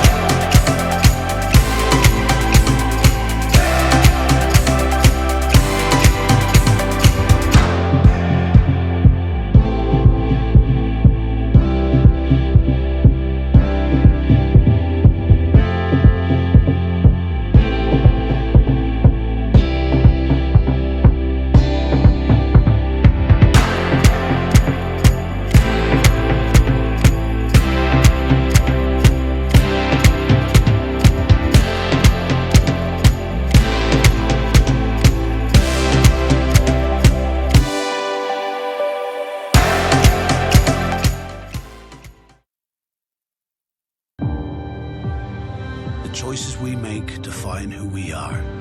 Like the decision many of us have made to switch to Toyota Hybrid, to a smooth, more economical drive. Working towards a cleaner, brighter future for ourselves and for our children. Because the world we want to live in should be made better by the car we choose to drive. Toyota, built for a better world.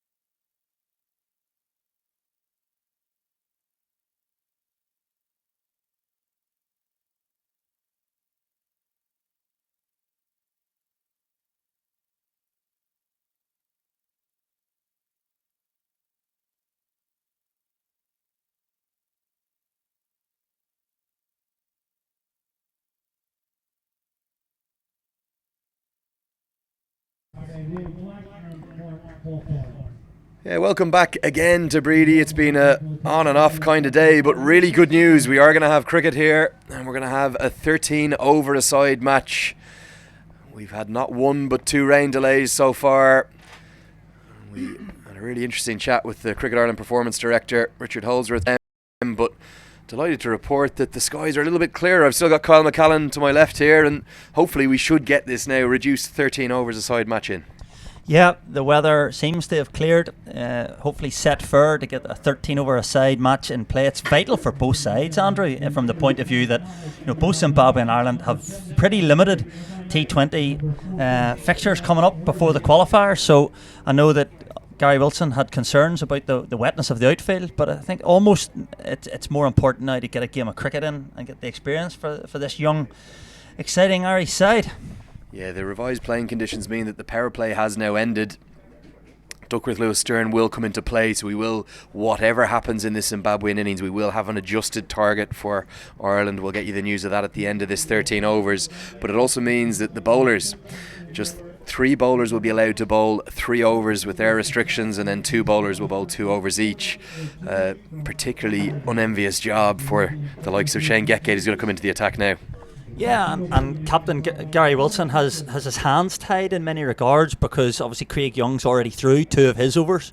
Tyrone Kane's already through 2 of his, so his options are fairly limited. He could go to the leg spin of Gareth Delaney, however, the ball's going to get very wet. It's going to be very difficult.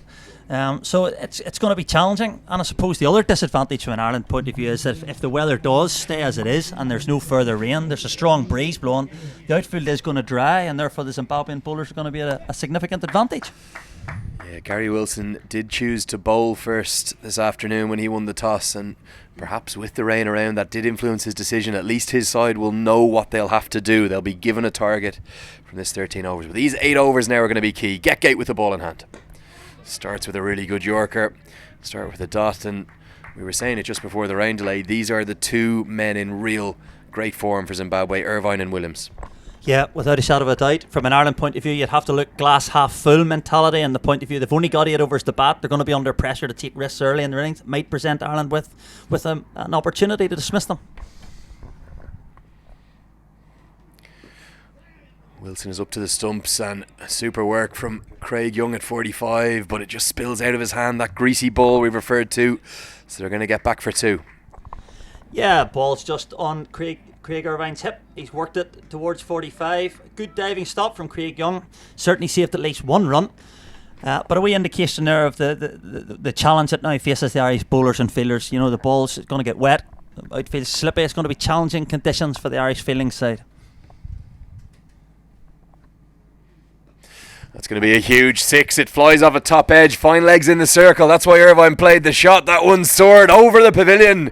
What a strike. Not out of the middle of the bat, but the bigger bats they use these days. Off the top edge. Enough pace from Getgate to send that one for a maximum. What a remarkable shot by Craig Irvine. Just sit down.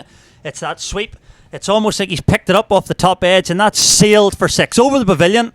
That's we're now searching umpire Mark Hawthorne now. New balls, please. It's Wimbledon time. New ball umpire Alan Neil coming out with the little box of white balls, and the one advantage from an Irish point of view, they're going to get a dry ball back.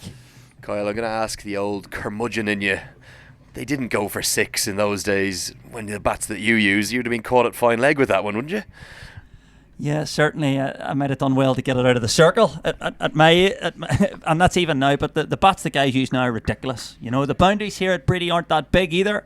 And Shane Getgate had started quite nicely, but what a shot from Craig Irvine, just showing all his class, and he's moved very quickly. 23 from 15 balls. Pressure firmly with Shane Getgate. This is a really dangerous partnership from Zimbabwe.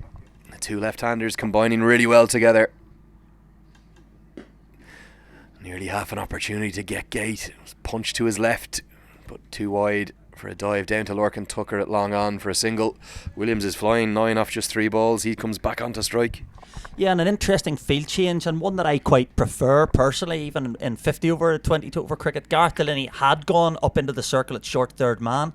I see they've reverted back to the original now that Sean Williams was on strike, but I think with the ramps and the ability now to get down on one knee and play these sweep shots, it's almost a more difficult shot to get the ball over third man than it is to get it over fine leg. Powered down the ground, and Shane Getgate gets the right boot out. A little bit like the footballer of your choice, and no damage done onto the instep. Good use of the foot from Getgate. Yeah, Shane Getgate's a big fella. And that's another strong shot by Sean Williams. Solid right foot from Shane Getgate, and he cuts off the single. Yeah, we see the Irish team sometimes playing the oldie v youngies, the football before, sometimes the tag rugby. I wonder if Getgate's just slid into the oldies side in this youthful T20I squad. Well, now that you talk about it, back in my day, the oldies dominated the youngies on a regular basis. It was actually embarrassing for a stage. So there was often that desire to get into the oldies team. So maybe Shane Getgate putting his hands up. One ball left in Getgate's first over. Zimbabwe a run shy of 50. Inside the off stump, it's cut away powerfully, and Andy Balbirnie's not going to be able to cut that off. So Zimbabwe, they bring up their 50 in style. Williams continues to motor. 13 off just 5 deliveries. Yeah, it's a poor ball from Shane Getgate, short and wide, particularly with the field up on the offside. No margin for error. Andy Balbirnie was on the deep cover boundary, and that ball has beat him quite comfortably. So the Irish bowlers very much under pressure and probably aware of the effects of Duckworth-Lewis. You know, the Zimbabweans are going to get a bit of a helping hand from that, and we're going to get to see a debutant, Gareth Delaney, coming into the attack to bowl his leg spin. Yeah, one of 2 T20 International debutants, Mark Adair and Gareth Delaney. So what a tough baptism this is for Gareth Delaney. Not what a leg spinner wants, a wet ball, wet conditions, but a great opportunity for him. There's the Irish bowling figures so far. Craig Young, Tyrone Kane, Mark Adair and Shane Getgate, all seamers. Going to see spin for the first time. Tall Gareth Delaney into the attack. Yeah, there'll be a lot of butterflies in the young man's stomach, but he's done he's done wonderfully well to be here. Everyone in Irish cricket wishes him very well. I'm very excited for him. First ball in international cricket. He starts well, full and straight, driven down the ground for a single. I know as a leg spinner myself, you obviously an off spinner, Kyle, but this is, for me as a leggy, a nightmare. 2 left-handers on strike, a wet ball, 2 men in form. So almost everything's against you. And it's cold, I see it, and blowing his hands there. So, there's not a lot going for Gareth Delaney, but glass half full. If he gets one of these, picks up one of these wickets. There's a reverse sweep from Sean Williams. Excellent fielding from Lorcan Tucker at 45 for his fellow Leinster Lightning. But just turn it on its head, Andrew. It's a great opportunity for him. He's got an opportunity to pick up one of the better Zimbabwean players, and he started very well, to be fair to him. Yeah, the final thing going against Gareth Delaney is just how impressive a player of spin Sean Williams is. Andy Balbirnie's sprinting in all the way from the cow corner boundary with a rag. So difficult for leg break bowlers, any wrist spinners, to try and grip a ball. It's different to finger spin. You have more control with the thumb on the ball as an off spinner. Difficult for the wrist spinner. 3 men in the deep on the leg side, 2 left-handers on strike. Powered towards one of them, and it's going to soar right onto our head. This could hit the roof of our commentary tent. It goes over us. That's an almighty strike from Craig Irvine. Pressure on Gareth Delaney. Yeah, as we feared, playing with the spin. Ball, a lot of grass on the pitch. Confident there's not going to be a huge amount of spin for Gareth Delaney. And the in-form Craig Irvine has just walloped that over long on. It's an excellent shot. And the young lad's under a lot of pressure. Yeah, they've certainly got Delaney's field right. They've given him the protection on the leg side with the regulation leg break turning in to the left-hander. But the power of Irvine, it's soared over the head of Mark Adair down at long on. Just for a moment I thought it might be coming through the commentary tent that we're in here. It might have landed on us, but it's flown right onto the roof of the indoor school. Yeah, the boundary down here is not that big, and we've just seen the effect of the bat that Craig Irvine's had off Shane Getgate in the last over. He's just had to time that. So young Delaney's under a little bit of pressure, but he started quite well. He's hit good areas.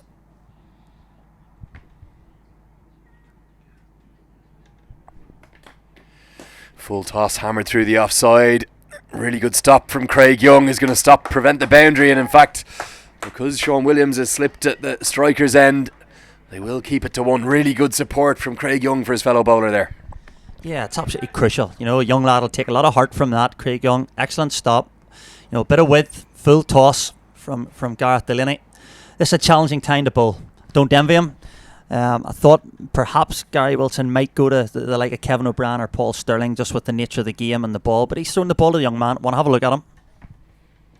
Powered down the ground towards us again. It's going to soar towards Mark Adair. It may well come into the commentary position. It's hit the roof this time. It's a second 6 of an over from, this time, Sean Williams. What a shot that was.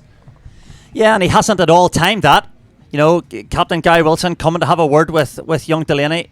You know, Sean Williams hasn't got a hold of that at all. He's given himself a little bit of room just to free up his arms. Hasn't quite timed it. But that's just dropped over Mark Adair's head. Heatley Tector just watching it over his head there. I'm not sure Heatley Tector got in a great position to take that catch there. Looked a little bit tentative, petrified of the words that he used. But as you said, Williams was looking to hit it more towards Cow Corner, but it still sailed for 6. Powered over the offside this time. Really looking to take the aggressive route against Delaney. A chastening first over in international cricket for him. 16 runs coming from it. Brilliant batting from Zimbabwe. Yeah, excellent batting, and to be fair to Gareth Delaney, it's not bad. You know, he didn't bowl a bad over. It's just the nature of 2020 cricket. Gary Wilson has his pressures on him. He's going to turn to Mark Adair. Yeah, so 7 overs gone, and after what has felt like the weight of his entire life, he's itching to get at the microphone. We'll pass over to Alan Lewis, who'll be joined by Mark Jones. Thank you very much, Andrew. Yes, Zimbabwe progressing handsomely here. 69 for 2 after 7. And they've really, Mark, gone at it from the word go since we've resumed. Yes, they certainly have, Alan. They kind of had to with the reduced overs down to 13 now. So with only 8 overs to bat, they had to go at it straight away. Yeah, I didn't actually think that was a bad over from Gareth Delaney. He's gone for 16. One was a wee bit of a miss hit. Of course, we've got short boundaries here, particularly to this end. Yeah, short boundaries and big bats, and 2 big 6s as Mark Adair is hit straight back over his head over wide long off this time for 6. Lovely shot there from Sean Williams.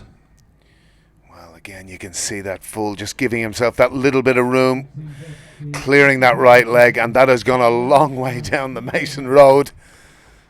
That's a good nudge. Yeah, that's brought up the 50 partnership as well, Lou. Yeah, indeed. Both players really looking in good form here. Sean Williams and, of course, Craig Irvine, who you would have seen a bit during your Leinster Lightning days, playing, of course, for the Northern Knights.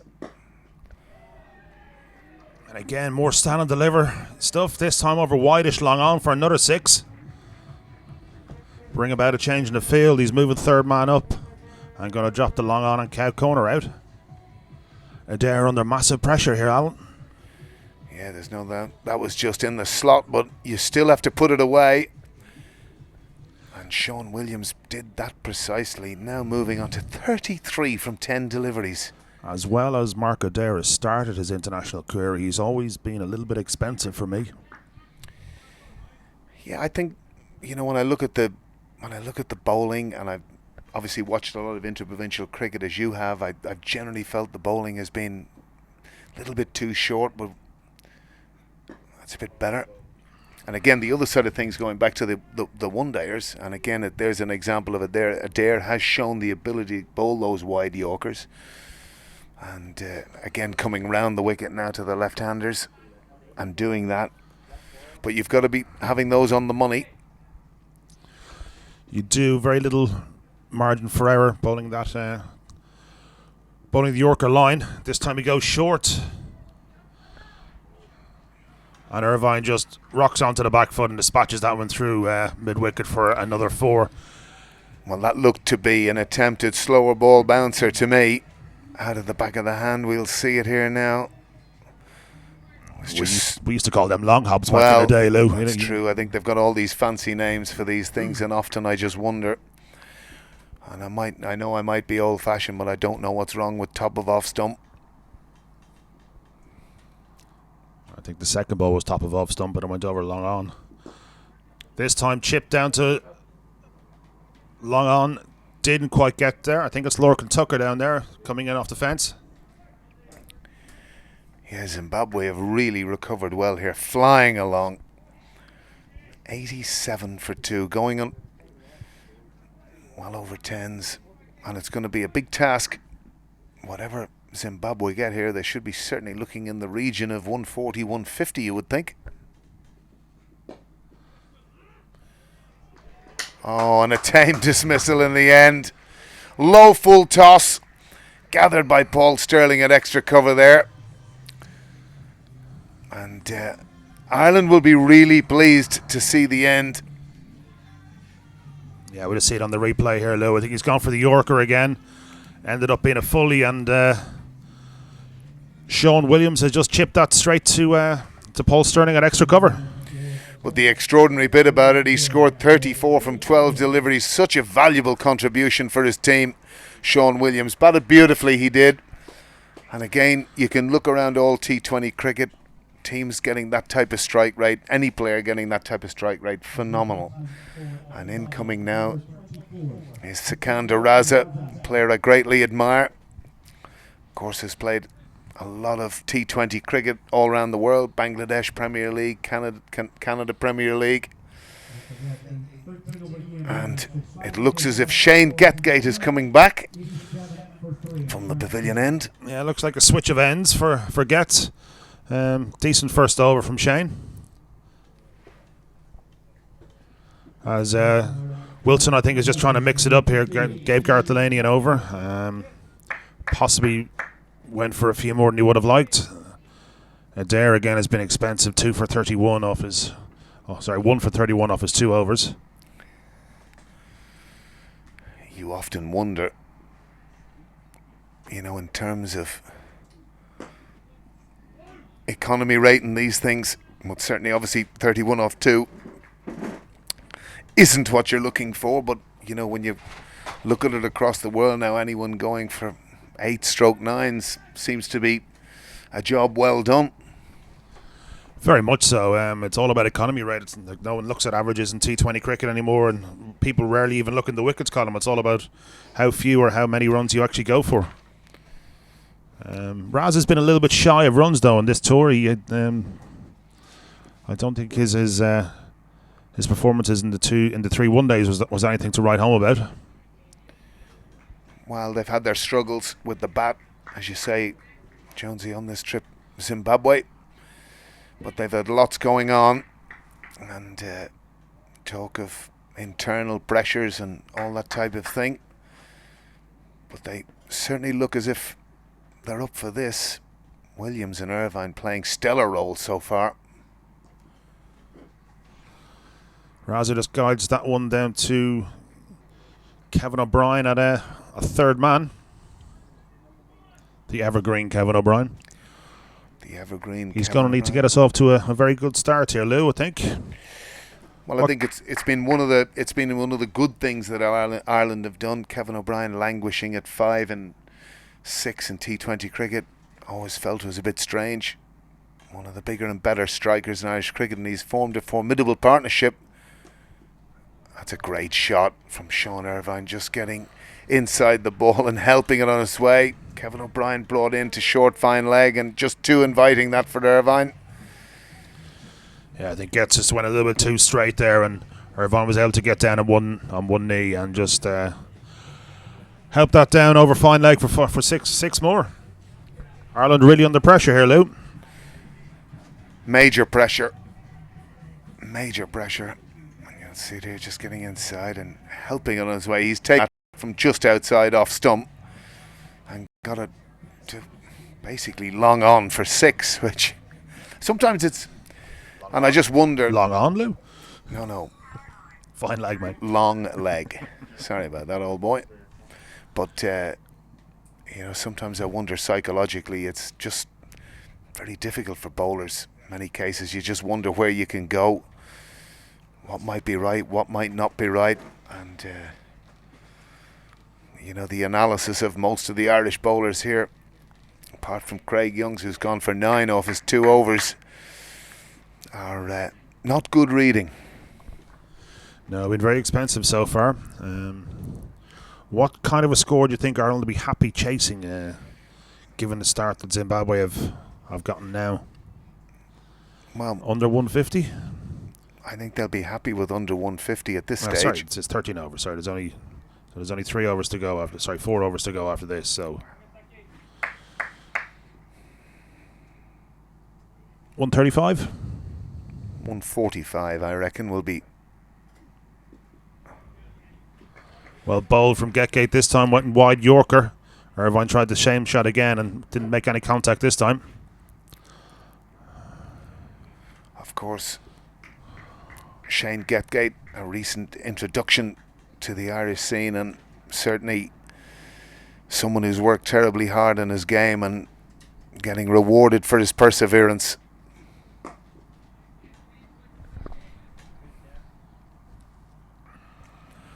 But I suppose the only thing, Mark, again, you've been here a lot, I've been here a lot, it's short, straight. Yeah, it's kind of an odd-shaped ground, isn't it? Both straight boundaries are very short, and then you got two very long, wide boundaries on both sides of the ground, on both sides of the wicket. You know, you feel as this ground was only redeveloped maybe 10, 15 years ago, and with so much space out the back, they potentially just got the dimensions of the playing surface wrong. But still, it's a great facility here. And despite the weather, there's a bit of a crowd starting to come in, which is nice. Well, I do feel for them in the northwest. Most of the times I've been here, the weather has been inclement, and they deserve better. And I'm sure, looking at the forecast for Sunday, bright, sunny day is forecast, and hopefully the crowds in a very excitable place to play your cricket, northwest. Gareth Delaney gets a switch of ends, and unfortunately he's just dropped down a little bit too short. Irvine has rocked onto the back foot and dispatched that one away to the deep mid-wicket boundary for 4. Yeah, just too short there from Gareth Delaney, just dragging that one down, and really easy for Sean Irvine, and really Ireland are going to have to try and get rid of Irvine to stem this run flow. 49 from 26. And this level is tough, and Gareth Delaney's going to be learning the hard way here. As Kyle was saying before us, though, Lou, it wasn't. Conditions aren't really conducive to a leg spin bowler. It's cold, it's damp, it's wet. There's no real grip from the pitch, no real grip of the ball. It's difficult for the young man, but a very good stop there off his own bowling. Irvine just looking to pump that one down the ground to bring up his 50. Well bowled. Held that back a little bit, Gareth Delaney. That's good bowling. That's 50 though for Irvine. His 50 coming off 27 balls. Fantastic innings so far. Some big hits in there, Lou. It's been a top-class innings from Craig Irvine, favouring the leg side a lot of the time, but he's hit the ball beautifully. And he's a batsman in form, and he's showing it here. 50 from 28. Fantastic innings for his country. I think Gareth will be quite happy now to be bowling to a right-hander for the first time today. Does help. Sikandar Raza on strike. Wouldn't say you would have seen much of Gareth Delaney. First, he was looking to go on the sweep first ball to him there, wasn't he, Alan? And I think Gareth just surprised now with a quick googly. Can't quite see it from here, yes, but he does. Certainly looking at the way Raza played the shot, I would agree with you there. It's good from Gareth Delaney. It's good to seem to have the confidence to do that.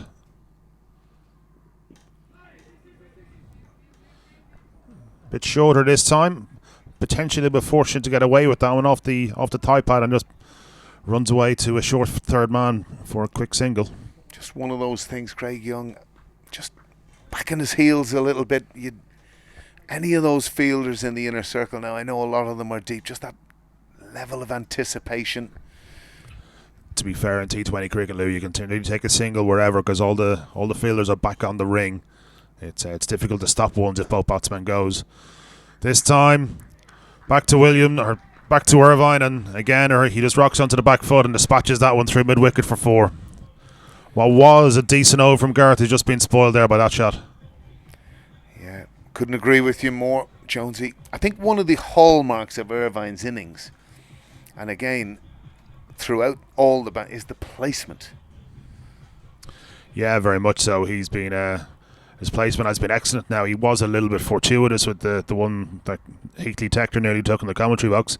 But other than that, he's rocked himself onto the back foot very quickly. He's looked to get on the back foot and just punch the ball to where the fielders aren't. It's always the hallmark for me of a top-level batsman, that when you get a bad ball, Make sure you hit the space. Make sure you hit the areas with gaps, and that's what Zimbabwe have done ever so well here. Particularly Irvine, and more destructively Williams. Just gone, but 34 from 12 deliveries. Just took Ireland down in that period just after the rain break. So it's Getgate to continue. It's third and final over, I assume, Al? Yes.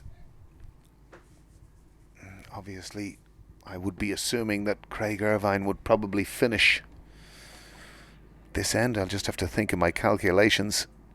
Yeah, obviously, Craig Young's.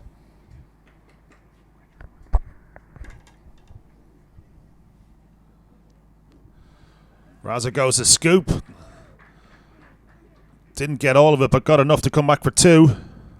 Interesting shot. Didn't get himself into a great position there. Maybe the ball was just a little bit too straight for him, Lou. What do you think here? Hopefully you get to see it in the replay. Well, it's probably just onto him a wee bit. Yeah, just a little bit slower. Got to the top of the bat. Yeah, it was actually quite well bowled by Getgate. I think he might have saw him come across and he bowled it straight at him. As opposed to Raza was expecting one on his stumps, which he could have flicked away with a little bit more ease. It's gone full this time. Marker there comfortably takes that at the extra cover. Very well judged that by Mark Adair. Yeah, there was no panic. He just shouted Mark. Everyone left him to it and took a comfortable catch. And Sikandar Raza's poor form in this tour has continued. But it's still an open end here, Lou, which is benefiting Ireland. Well, the big thing here, Mark Adair got himself in an excellent position, and for any young cricketers looking at our live stream wanting to know how to take a catch like that, Mark Adair exemplified it. Beautifully taken at extra cover. And that's Ryan Burrell coming in now. I would have gone that, Lou. Take it in front of my face. Reverse cup. I always like to take them and get right under those balls. Yeah, well, you can do it either way, but his hands were high. Took it more conventionally. The main thing is that it was caught. Well, yes, that is the crucial factor, isn't it?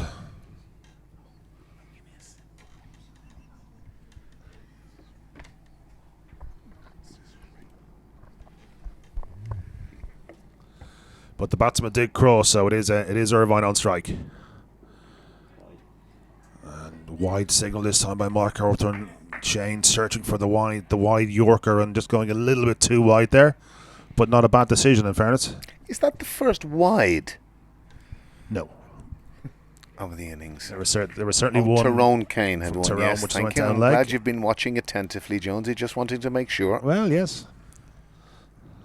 Full this time. Over point. And well fielded by Greg Thompson in the deep. Restricted him just to one.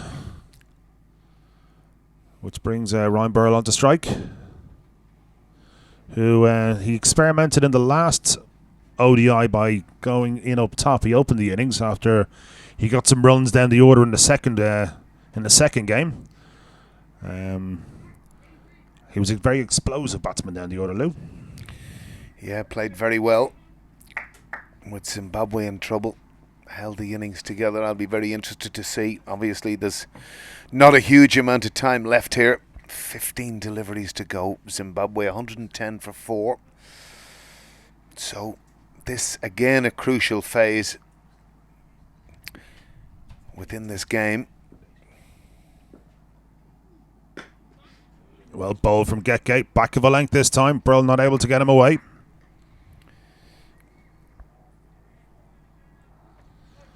I think the secret from Ireland's point of view is to make sure Irvine remains where he is as often as possible in these remaining 14 deliveries. Yes, bowled to the other man. That's the way. As there's a bit of a change in the field here as deep square goes out. Sorry, deep square has come in and deep mid wicket has gone out. And third man has gone very wide. Full toss into the deep. Mark Adair's gone keeper's end. If we might get it, we're on it here. Ooh, the throw just not that good enough. But well fielded from Mark Adair in the deep. Irvine forcing that too there. I don't think that Burrell really felt he wanted it, but he was forced into it by his partner here. Adair, who's got a very good arm for Ireland, with roars of keeper, and just making his ground. Still a good over so far from Getgate. I think that's missed everything, including Gary Wilson. That a very good over from Shane Getgate, who finishes his complement of 3 overs. 1 for 28, and very good spell in the context of this game, Lou, I think. Very good spell in the context of this game. He's done well. As the bowling figures just pop up on screen there. And here we are. The outstanding one at the top, Craig Young. On his former home ground. Former home ground, bowled 2 overs obviously for 9. And most of the other Irish bowlers under the pump. They've gone the distance, all right. And it's Mark Adair, who's been very expensive in his previous 2 overs to bowl the penultimate over. And it'll be Craig Young, presumably, I would think, Mark, who will finish the day off from an Irish point of view. I would have thought so. Now, what would Sparky be looking to do here? Will he be looking to go full wide Yorkers again, we think? Well, certainly that would be my instruction. He's done pretty well at them. Carl McCallum's looking for a sweep. He reckons he's going to go over the pavilion again. Mark Adair in. And he was right, it was a sweep, but it was a swing and a miss.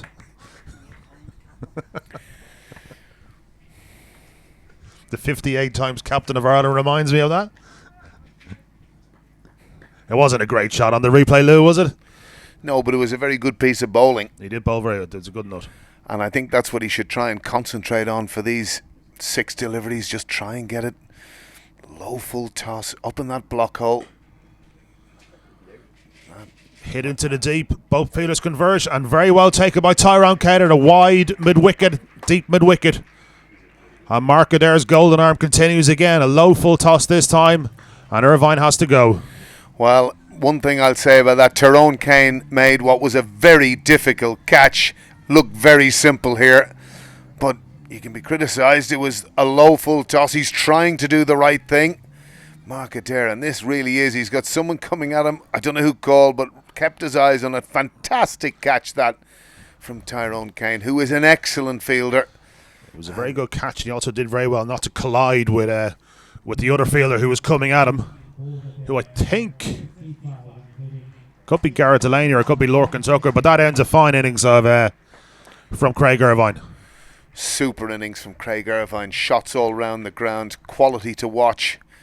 Very gracious player, Craig Irvine. Of course, spent a lot of time in Ireland himself and had played quite a degree of interprovincial cricket, as did the new striker PJ Moore. Played a number of seasons. You would have played a bit with him, Alan? Certainly did. Very close to PJ. Stayed with us for a season. Smashing guy. And very happy to see him back in the team.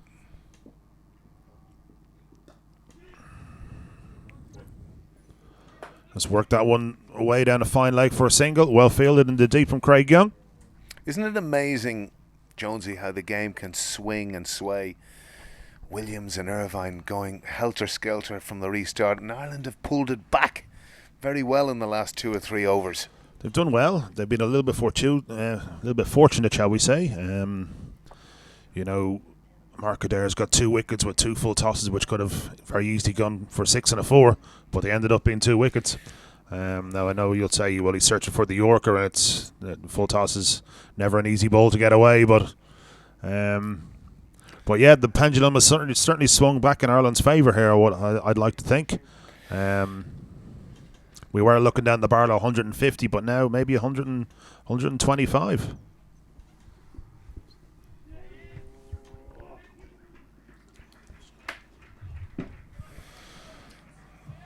Again, the slower ball there from Adair, just the angle of it wrong, and PJ Moore getting a fine edge, just steering it away from Paul Sterling at short fine leg there. and it races to the boundary here at the pavilion end, short end of the ground. He'll be disappointed with that. And again, I think if I were speaking to Mark Adair, I'd be saying, keep going with what you were doing. The first 2 deliveries, you don't need to be changing anything up at this stage. And also, we need to remember, Lou, that Duckworth Lewis is going to add a few to the Zimbabwe total as well, as this one has been punched out to the deep again, and Andrew Balbirnie has taken a quite comfortable catch. And that's 4 wickets this time for Mark Adair. The golden arm continues. Certainly 3 with full tosses, Lou. When I bowled a full toss, they definitely went for 6. Well, it seems to be a good ball in modern T20 cricket. 4 wickets for Mark Adair. He's had a stellar start to his international career, and it continues. He certainly has a golden arm, as we'll see here on the replay. It's a knee-high full toss, which could have been, possibly should have been hit out of the ground, but he's just got under that too much, and quite comfortable catch from Andy Balbirnie. But 4 for 36 is kind of it's some return. Well, you look, obviously 4 wickets is huge, but that economy rate of almost 13 is tricky, and I'm sure that's something he's going to continue to work on. But he's a very exciting cricketer, Mark Adair.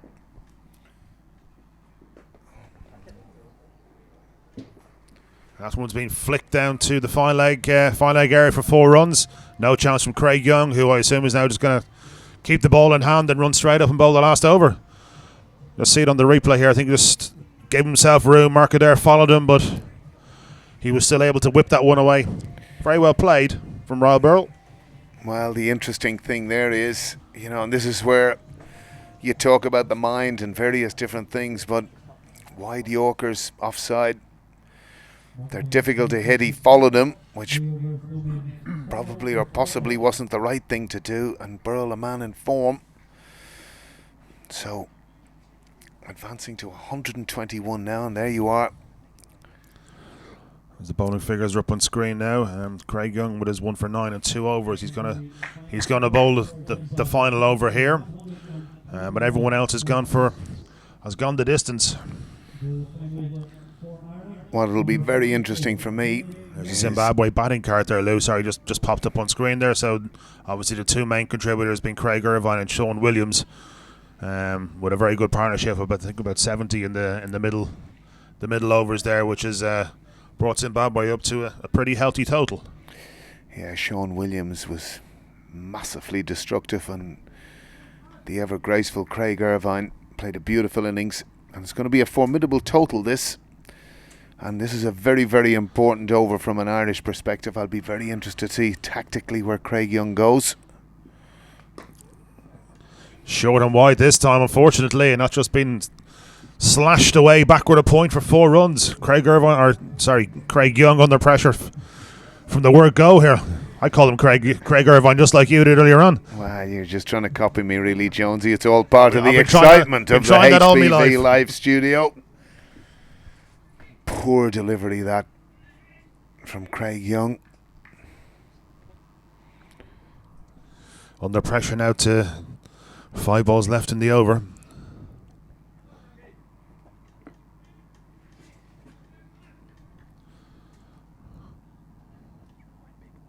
Richmond Mutambami is the new batsman who goes straight down the ground this time.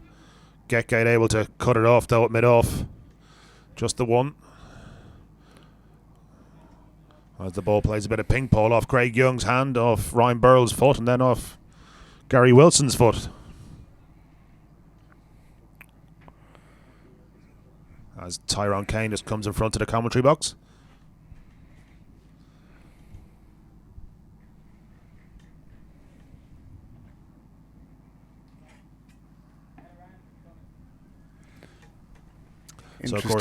Interesting field here, Jonesy. You see, obviously, Paul Sterling there at short third man, but I think it's Lorcan Tucker out there at a very wide-ish backward square. Seems a strange enough position, but it's telling us where we would anticipate Craig Young is going to bowl. Full and straight, I would have thought. That's exactly where he's bowled it. Oh, Balbirnie had 1.5 stumps to aim at and thought better of it. There was just the one man backing up, so he figured that he just let him have the one.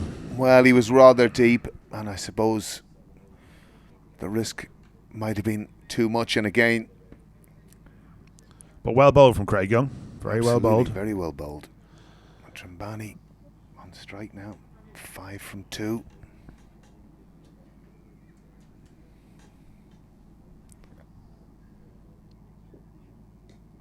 Young goes short this time. Is it going to carry all the way down the fine leg? It is. Very well taken by, I think, Lorcan Tucker down at the fine leg boundary. Young went short, and Mutambani fell into the trap. Well, it's one feature of Ireland's cricket today. Their out cricket has been superb. There's been some fantastic catches taken, and this is another one. Not easy to judge. As you say, Young going short and just picked up Mutambani. And Lorcan Tucker coming forward, taking it low down, judging it really, really well. Yeah, very nice catch from Lorcan Tucker there. More used to seeing him with the gloves on his hands, but this time down a fine leg takes an excellent catch.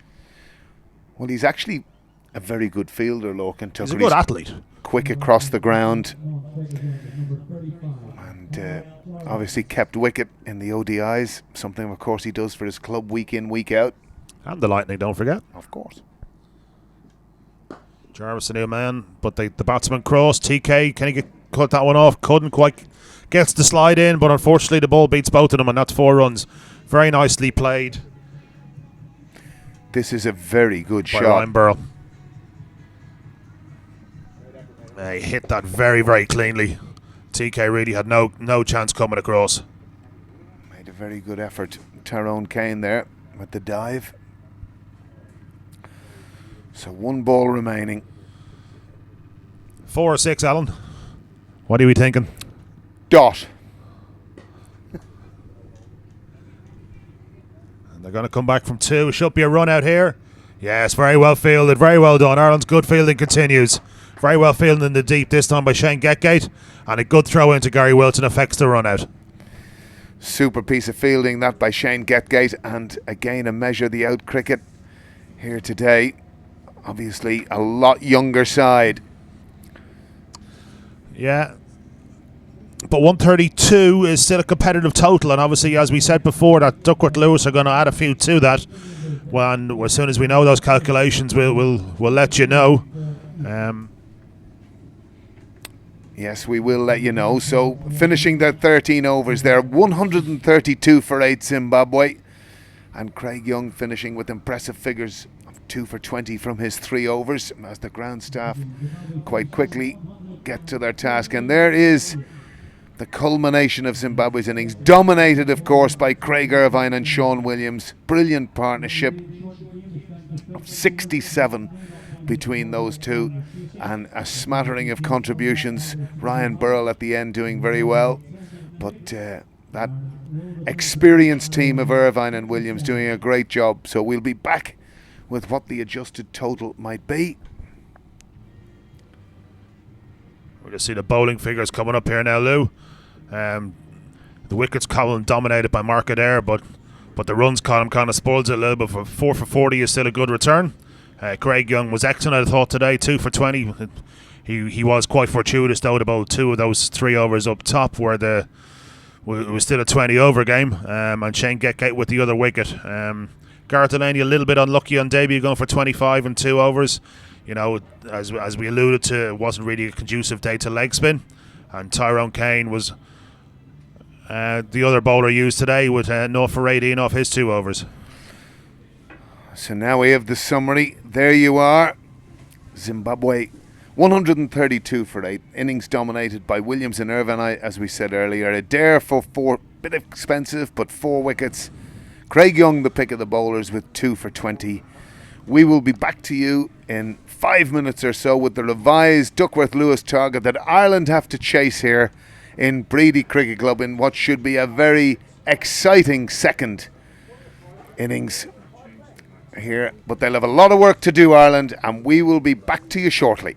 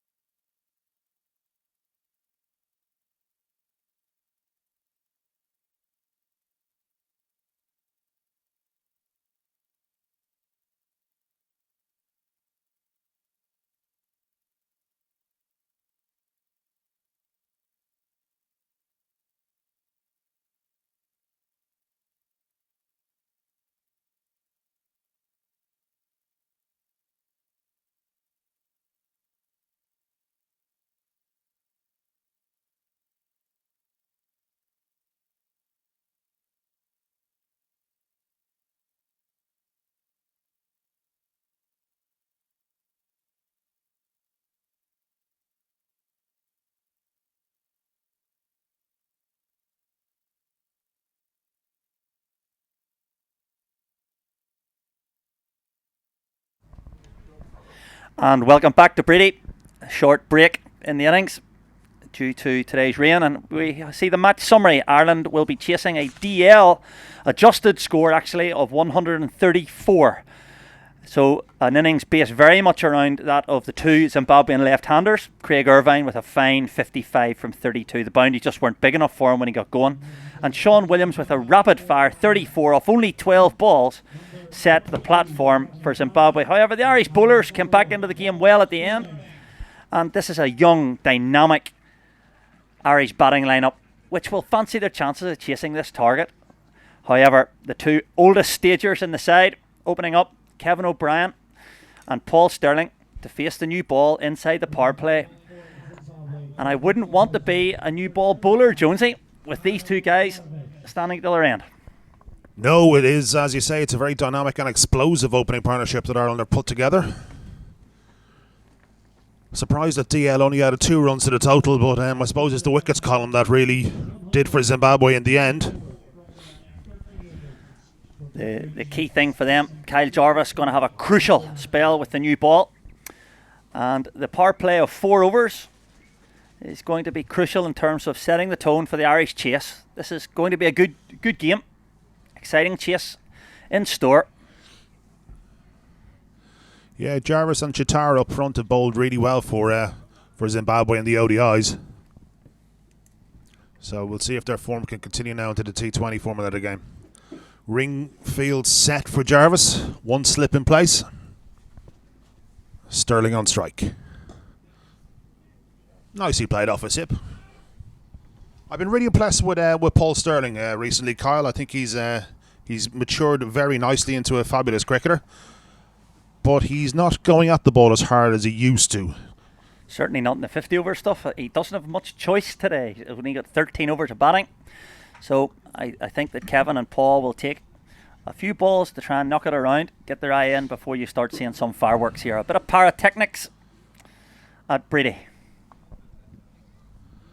Kevin, who's been a little bit shy of runs in the ODI series, came into that series in reasonable form on the back of some decent performances against Middlesex for the Lightning.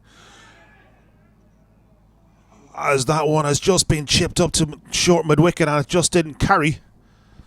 Yeah, looking at the reaction of the Zimbabwean fielders, I think perhaps Craig Irvine might have just got there, but a little bit reminiscent of Hamilton Masakadze's dismissal. You know, Kevin threw his shot, well through his shot, the ball almost hitting the back of the bat, a little bit like Masakadze. You can see him in the background. But certainly, judging by the reaction of the Zimbabwean fielders, it almost appears that Craig Irvine may well have got there, but he's grasped it. Will Kevin O'Brien make him pay? Jarvis will feel himself a little bit unlucky. He was a little bit unlucky in the ODIs as well. Kyle, he bowled really well, with possibly not the reward. And just as I say that, he drifts a little bit short onto the hip, and Kevin O'Brien just works him down to deep square for 4 runs. Nicely played. Yeah, an excellent shot from Kevin O'Brien. Looks like he's going to certainly play the aggressor role here.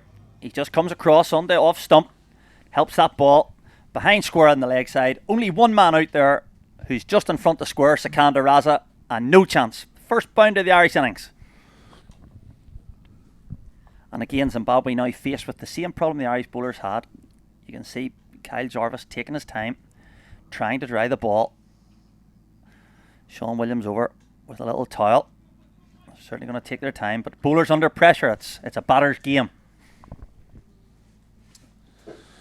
Yes, very much so. With the technology these days, it's all going into the bats, and 2 new cricket balls as well being used in most games. Boundaries getting shorter as Jarvis goes short. Big appeal, shake it ahead from Mark Hawthorne. Wide being signalled from square leg from Rowley Black, so Mark Hawthorne out with the wide signal. I don't think that came off at him, Kyle, as we just see it here in the replay. Nope, certainly Kevin O'Brien's reaction, a little bit reminiscent of Jason Roy yesterday at Edgbaston.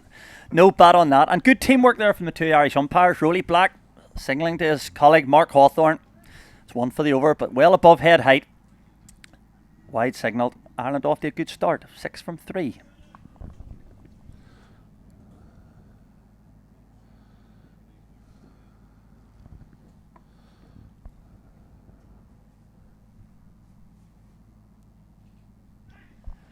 This time Jarvis strays onto the hip again. It's It's a strange line he's bowling here, Cod. He's bowling into the hip with the fine leg up and a deep square, looking for the man to be with just a deep square out. So plenty of room just to work it away and get a little tickle there, which went fine. And Jarvis under pressure. Yeah, the margin for error is so small. Ireland need 10 runs per over. They've got that already. But as you can see, Kyle Jarvis attacks the crease. He has this little, he just comes in towards the stumps in his delivery stride. And he's trying to bowl stump to stump. But he's just bowled too straight to Kevin O'Brien, who's punished him with 2 boundaries. Jarvis under pressure.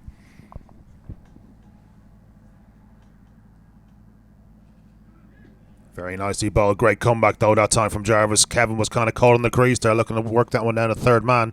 Possibly would have been better off playing that one straight back towards the bowler. Yeah, it's good from Kyle Jarvis. I think this is his intention throughout his over. Just bowling that sort of 4th stump, 5th stump line, but he just got that to go away from O'Brien. Good piece of bowling that. Yeah, just gripped a little and held its line, didn't it? Good wicket here though at Bready. Seems to be quite true. Maybe not lacking a little bit of pace, but with the weather that's been around here lately, that's hardly surprising. Dot ball to finish. 10 runs off Jarvis's first over. Good start from Ireland. Yeah, the key thing here is the pitch might be slightly on the slow side, but the outfield is like lightning. We saw in the last innings, in the Zimbabwean innings, ball just a few metres either side of the fielder is going for 4. So the Irish batters will be cognizant of that.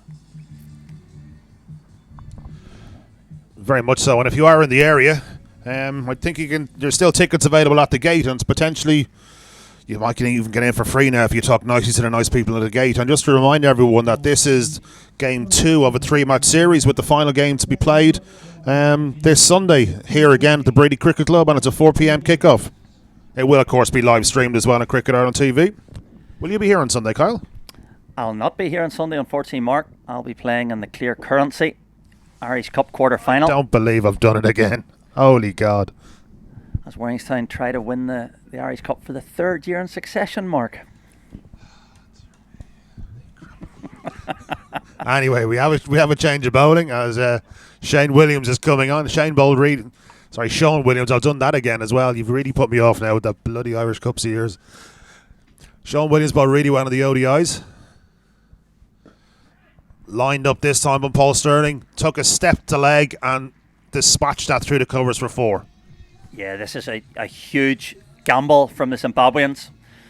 Bowling in the power play, only 2 men allowed out. They're stationed at long off and deep forward square leg. So as a result of that shot, Hamilton Mazakadze bringing himself from the leg side and strengthening the offside ring. There's a man at 45 point, cover point, extra cover on the offside. But Williams under big pressure straight away. Paul Stirling will certainly look to take him on. The man at deep square has just moved round to a more square mid-wicket area. Again, Stirling goes outside leg stump. A swing and a miss this time. Stirling not looking to hang around. Nope, going to take advantage of the power play. Ireland already 3 boundaries in the opening 8 balls of the innings. Very much on the attack. As Brendan Taylor moves the long off fielder just fractionally wider. Yeah, that's good cricket from Paul Stirling. Hasn't got carried away. Taking a single. Over to you, Kevin. I would imagine Kevin O'Brien will probably look to target more the leg side. Paul Stirling likes to stay inside it. Hit through the offside. Kevin may well take on the mid-on fielder. Kevin doesn't mind going over extra cover himself, but you might be right. He might even get down and give it the old slog sweep. But anyway, we don't think it's going to be a defensive shot. Slog swept. Good shot from Kevin O'Brien. Hasn't quite timed it, but got enough on it. 2 bounces and over the rope for 4. Ireland very much on the front foot here. 19 without loss. Yeah, as myself and Alan Lewis were referring to earlier on, the technology these days, that was a top edge call which would have gone straight to mid-on in our day, but that has now gone 2 bounces into the boundary rows for 4 runs. I think you might be doing Kevin O'Brien a small disservice there, Jonesy.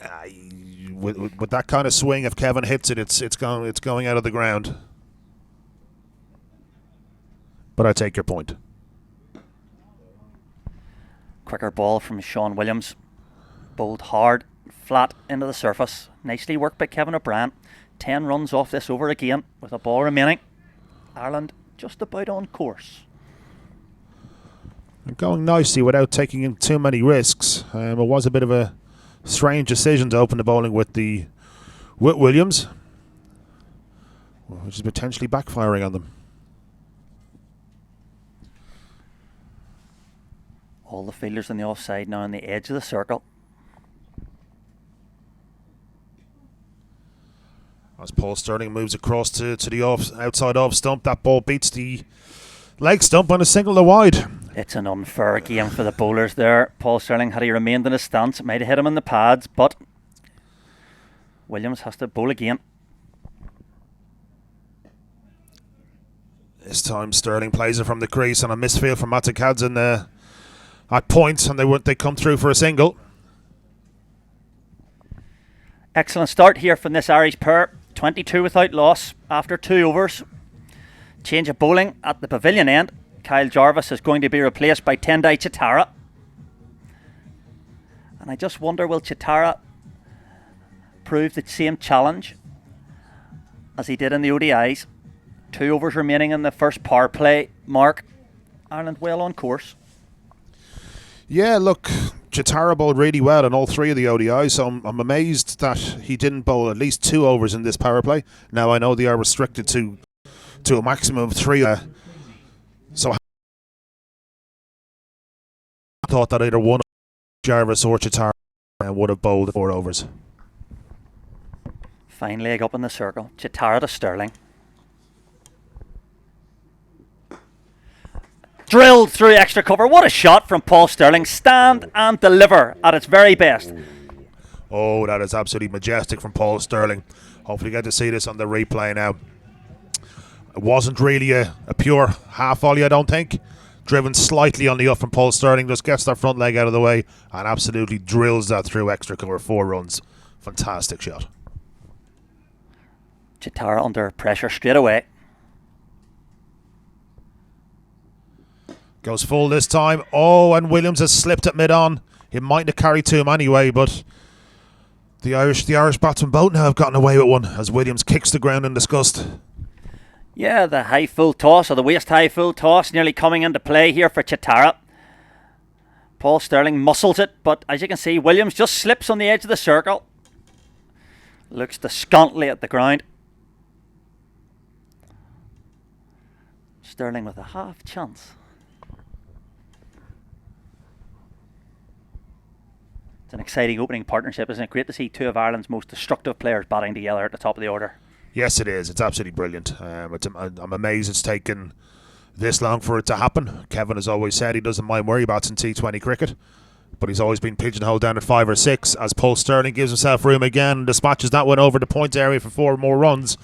Ireland really in the ascendancy here. But yeah, just back on that point, and Kevin's always said as well, he likes to give himself a few balls to play himself in. Everyone just thinks he can go in and from ball 1 he can cream the ball everywhere. No, I don't think anyone in world cricket is that good, Kyle. So he likes to play himself in and give himself a bit of time. So obviously up the top, he would do that. Paul Stirling, bottom hand coming off the bat as he forced that over the offside. Brings another change to the field. 3rd man up into the circle. Cover out on the sweeper boundary. It's got quite dark here. It's quite dull here at Bready. Just going to say that's gone quite gloomy, all right. The light meter might be out soon, Kyle. I would say they would switch the lights on, but don't have any. Oh, what a shot that is. That's an outrageous shot from Paul Stirling. It's Kevin Peterson like that flamingo. He just whipped that ball from outside off stump onto the bank at deep mid-wicket, and Ireland off to an absolute flyer. We just see it here in the replay. It was definitely outside off stump, and I think he's just... Yeah, he is just bottom-handed clubbed that over mid-wicket for 6 runs. Fantastic shot from Paul Stirling. It's a magnificent start from this pair. Ireland 36 without loss. 2 balls remaining in the 3rd over. Chitara under massive pressure now to get out of this over. Stirling very calmly just plays that off his hip to deep square for a single. Brings him to 22 from 10 balls. As the partnership moves on to 37. And the exciting thing from an Ireland point of view is when you look at the batting lineup on display today, we have guys like Kevin O'Brien and Paul Stirling from 1 literally to number 10. They have hitters right throughout the innings. They can continue to stay on the front foot throughout. It's hugely exciting times.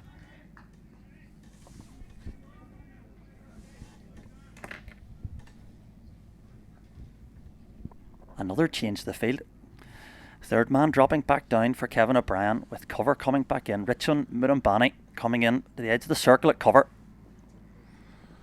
He's going to go short here, Kyle, is he? Is that the plan? Or is it double bluff? And a swing and a miss from Kevin outside off stump. Flicks his head back in disgust there with that one. I think it was a wide half volley. No, do him a little bit of disservice there. It was just back of a length and possibly just gripped a little bit in the surface as well. Yeah, good finish the over from Chitara. An over still gone for 15. Ireland off to a flyer, 37 without loss. Yeah, Kevin just looking to hit that ball over the offside. Limited margin of error for the bowler because he had no protection. So a safe shot. And I think we're going to see Christopher Mpufu introduced to the attack now from the Mason Road end. 12th man out, seemingly cleaning his boots. I don't think I've ever seen that before on any cricket pitch, to be fair. Get the 12th man out to give your shoes a bit of a wipe before you come on to bowl. Sikandar Raza providing a little bit of support there for the big opening bowler. And the bowlers in the power play need all the support they can get, don't they, Jonesy? It's a flyer from Ireland. This is a crucial over. Ireland will look to try and take the score above 50 in the power play. Yeah, as you say, it's the final over of this 4-over power play now. As the 12th man runs off to, I don't know what he's going to get next to bring out onto the pitch.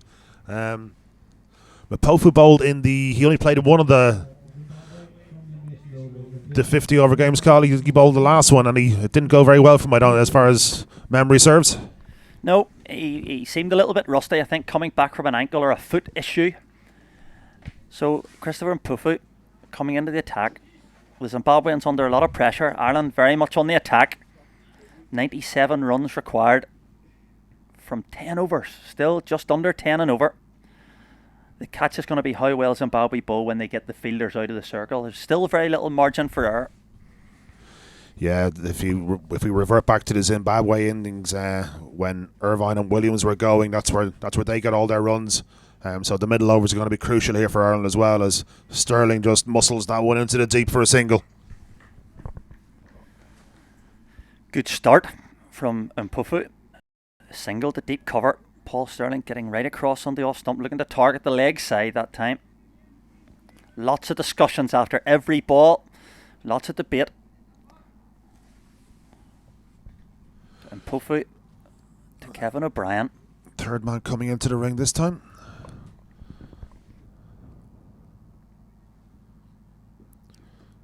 Kevin gives himself room outside leg stump. And Mpufu strays and follows him, and Kevin's just worked that one away down to final leg for 4 runs.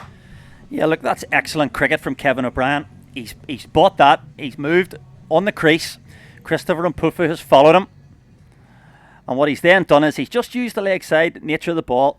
Only one man out, and he's in front of square on the leg side. That's excellent cricket from O'Brien, using all that experience. And what I liked about that shot, Colin, is he didn't try and overhit it. He just let the ball come onto him and just helped it on its way. Again, I think this is the 4th over in a row now. First ball has gone for 4. Actually, that was the second ball, so I'm talking nonsense. Again, nicely bowled from Mpufu, making sure that the Irish batters playing the ball to where he has his sweeper. Deep cover. But again, 6 off 3. It's an excellent start from the Irish pair. 43 without loss. 91 runs required from 9.3 overs. It's going to be a good game, this. It's going to be an exciting finish. Yeah, as I think we alluded to in on past commentary duos, it's always a close game between Ireland and Zimbabwe, isn't it? Can't bowl there. Full and wide. Paul Sterling has hit that over extra cover for 6. And the Ireland onslaught continues. 1 run away from a 50 opening partnership inside the first 4 overs, Jonesy. Yeah, fantastic shot from Sterling this time. Again, he remains very still. Mpufu went wide and Sterling just rocked onto the front foot and dispatched that one over kind of a wide, long off area for 6 more runs. And Mpufu under severe pressure now to get himself out of this over. 12 off it so far. That's excellent cricket. Again, boundary followed up with a quick single. All the fielders on the edge of the ring. And that's the 50 partnership.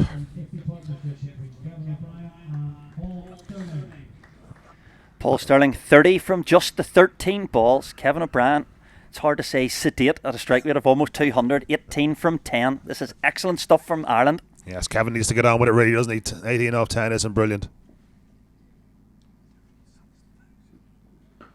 Well bowled from a puffer this time. Goes hard and short, and O'Brien just getting everything behind it, able to do nothing with it, bar bunts it into point. Yeah, well, certainly looking back at the Zimbabwean innings, when the first rain interval came, I think Zimbabwe were 40 for 2 after 5. So Ireland well ahead at this stage, 50 without loss from 4. Tendai Chitara going to bowl his second over. We're now outside the power play. This will be the interesting stage of the innings because it's a very difficult ground to defend. Boundaries aren't big, and often when you put the sweepers out, it actually opens up scoring options. Ireland now pretty much need one boundary and over, and they can do this in singles. Yeah, it's kind of an odd-shaped ground here, Carl, because the boundaries are very short, straight, but the extra cover on the mid-wicket boundaries can be quite long, so there was plenty of runs there as well. There's 2s and 3s if you get the ball in the right area and just quite hit the rope. But as you say, one boundary and over, and Ireland are home and hosed. Little bit of confusion. Brendan Taylor basically intimating, he seems to be gesticulating to bring the fielders that are in the circle tighter to save the one. But I think we'll find the onslaught will continue from an Irish point of view.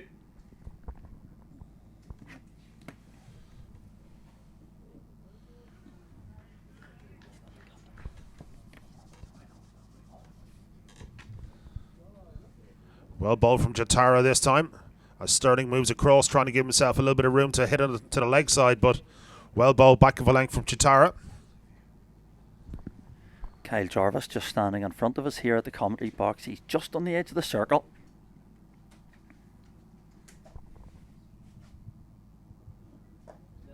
Well bowled again from Chitara, just back of a length this time, and Sterling works that one down to third man just for a single.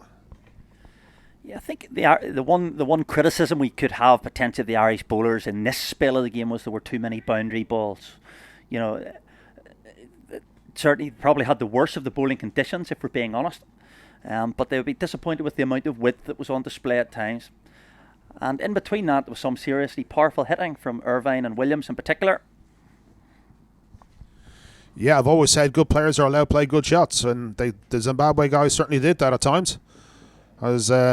As Kevin O'Brien just comes through for a quick single, runs into Craig Irvine there, who's coming across to the stumps.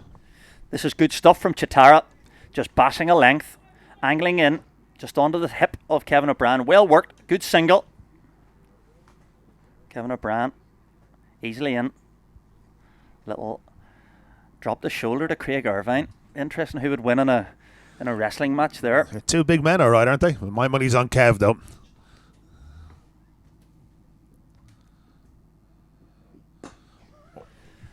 That's absolutely crashed through cover. Craig Irvine had been pushed in at the behest of his captain, or well, not his captain, but as Brendan Taylor asking him in to save the single. No chance here. Paul Sterling down the pitch, crunches that through cover. No chance for the cover sweeper, and automatically a good over is now turning into a mediocre one. Yeah, and Chitara again under pressure, but what a shot from Paul Sterling. It's like the sound of a shotgun going off when he hits it right, isn't it? Absolutely hammered that one through extra cover for 4 runs. Irvine now on the edge of the ring.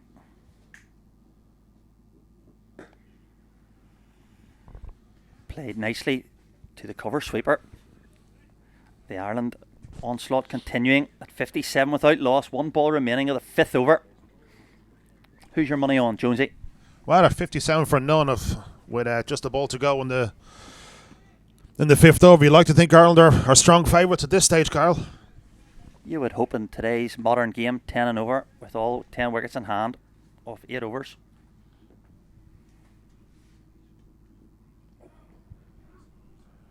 And Kevin O'Brien just moves across. Chitara tried to follow him but just misses the leg stump there, so that's going to be a wide single by Mark Hawthorne. And all of a sudden Ireland have the 8 runs off the over that, with a ball remaining. Who do you think? Tough game, isn't it? Tough game. Tough game. Margin for error getting smaller and smaller every year.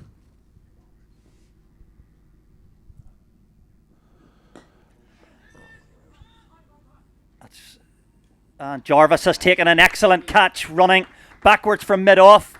Kevin O'Brien departs for 19 from 13 balls. That's a good catch, that. And a much-needed breakthrough for Zimbabwe. Yeah, Kevin trying to give himself room again to hit over the offside, but just caught the bottom of the bat there. And an excellent catch from from Craig Jarvis, just running away from our commentary position here. Which will bring in Andrew Balbirnie, I assume, is going to come in number 3. Yeah, it'll be interesting to see who comes in at number 3. It is Andrew Balbirnie. It is Andrew Balbirnie. But still, a great opening partnership of 58 for these two again. Yeah, much needed from an Irish point of view. 76 runs away, 8 overs remaining. It's going to be a good game, this.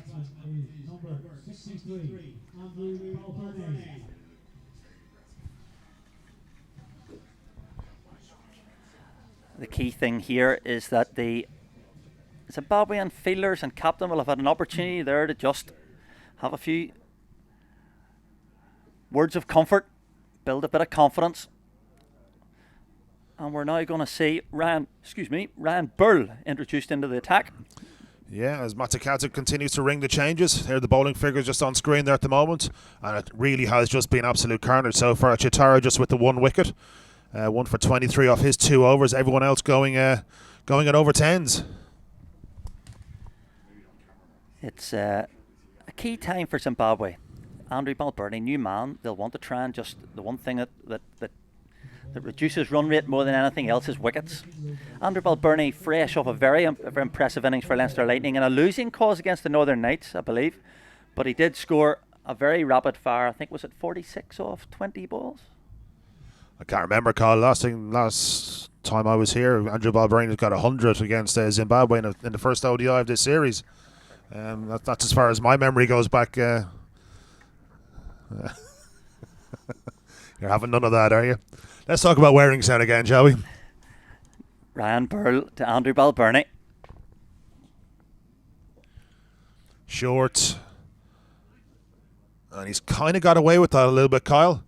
It was certainly dragged down, and Andrew Balbirnie's first ball, he just worked it around the corner for 1. I think what you're going to find is Andrew Balbirnie will maybe just play that there's no such thing as an anchor role nowadays, but he'll play that sort of he'll be the glue to let Paul Stirling continue to attack. The field scattered here. 4 fielders in the circle are both 45 on the offside and leg side. Man at point, PJ Moore, and then Hamilton Mazakadze at extra cover. The boundary's not big enough. That's huge. That's hit down into the playground here at Macromason. That is a huge stop from Paul Stirling. Just drops the 1 knee and plays a slog sweep. And has dispatched that one over to the deep mid-wicket boundary for 6. Fantastic shot. You just see there on the replay, he gave himself room again outside the leg stump. And gave that the full treatment, didn't he? Phenomenal shot. Burl under pressure now. And again, he's just flat batted that, swatted that away. 6 more runs. Fantastic shot from Paul Stirling. Again, no margin for error. There's no pace in the pitch to drop short. Maybe putting into perspective how well. I know people are going to turn around and say Gareth Delaney bowled us 2 overs for 26. I actually thought he bowled quite well. He was some good shots at him. I didn't think he bowled very badly. And Ryan Burl under immediate pressure. 2 maximums in his first 3 balls. Wet ball. Yeah, as we said when Gareth was bowling, he probably had the worst of the conditions. Wet ball, nothing was really in his favour, and as far as I can recall, he only dropped the 1 ball short. This time Stirling just rocks onto the back foot and plays that out to deep point for a single. As Andrew Leonard in the corner goes, it's very difficult for leggies in these conditions. I have to tell you, if there was anyone with Kleenex in the commentary tent here, I would like to pass them to Andrew Leonard, because I've never seen somebody come to the defence of the Leg Spinners Union quite like Andrew Leonard. It was, I thought he was going to he'll go out and give them a hug here. I think he might. He just saying he was traumatised there as a child. And Andrew Balbirnie this time has absolutely creamed that one over extra cover for 4 more runs. Fantastic shot. This is outstanding batting. Second ball, no need to get his eye in. Just help that ball over extra cover. Looked like it was potentially the googly. He's just swatted that over extra cover. Fine boundary. And Ireland move on to 76 for 1. After 5.5 overs. This is fantastic stuff. Andrew Balbirnie's been in absolutely sensational form this summer, and his form continues. Ryan Burl under immense pressure now. The gamble hasn't worked. Squared him up that time, though, to finish off the over. Just a 1 run. 19 off the over. Ireland moving on to 77 for 1 of 6. And you like to think they're in the driving seat here, Kyle? Yep, run rate down to just over 8 and over. 57 runs required from 7 overs, 9 wickets in hand. This should be straightforward now from an Ireland point of view.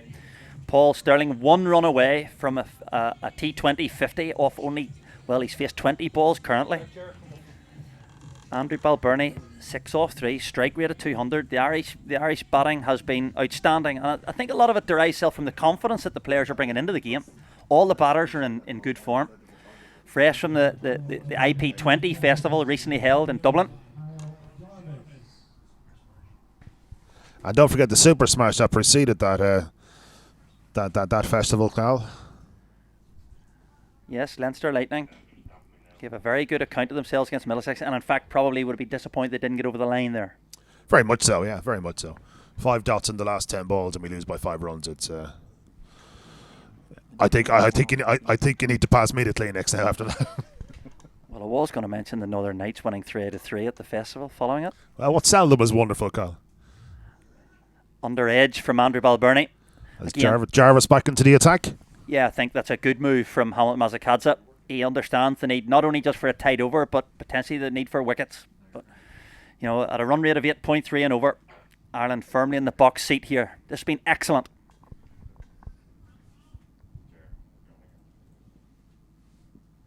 Who would be a bowler, Mark? Well, certainly not me. I bowled a bit of part-time leg spin myself, but I don't bang on about it like Andrew Leonard does. Off the splice, through mid-on fielder, back on the boundary. Just a single.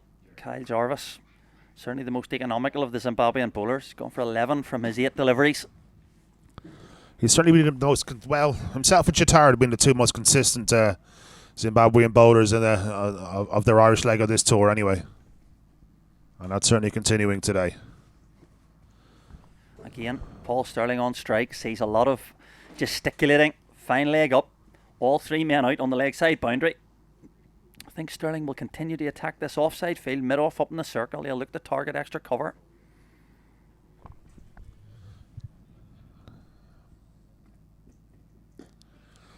But he decides he might look for 2 here. But no, thinks better of it. And that's 50 for Paul Stirling of 21 deliveries. Fantastic innings to put Ireland into the ascendancy. And that's why Paul Stirling is one of the hottest properties in the T20 circuit. Do you reckon he'll get picked up at the auction that's on next week, Kyle? Or in 2 weeks' time for the T20 Smash? Slam. Well, there'd be a lot of people hoping that he's a marquee signing for the Belfast Titans. Oh, I wasn't aware of that. Well, Bernie into the deep this time. No man at the deep mid-wicket boundary, and it's 1 bounce, 4 runs. It's a good shot from Andrew Balbirnie. The pressure continues to mount. It's a good, there's nothing wrong with that. It's a good length ball. It's on middle and leg, and he's just helped it on its way over mid-wicket. It's excellent batting this from Ireland. Yes, it really is. Ireland batters going at it hard from ball 1.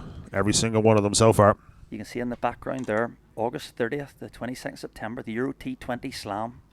It's going to be a huge opportunity for the cricket public in Europe, but particularly a huge opportunity. 18 Irish players going to be drafted into their respective sides. An opportunity to learn their trade from the very best in the world. Rashid Khan, Babar Azam, some Owen Morgan. Who could forget? Potentially Brandon a World McCollum. Cup winning captain. Potentially, yes. Do you think he'll bring it with him?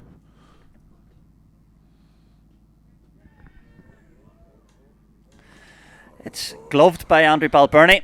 It's just gone over Chatara at 45. And it's almost gone for a boundary. I think it was actually Mapofu that time there, Kyle.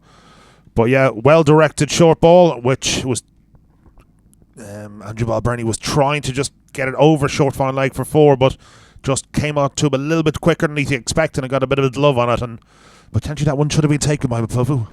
Yeah, and Andrew Balbirnie somewhat concerned with just having a look at his thumb. Hopefully no damage done. But again, it's another productive over for Ireland.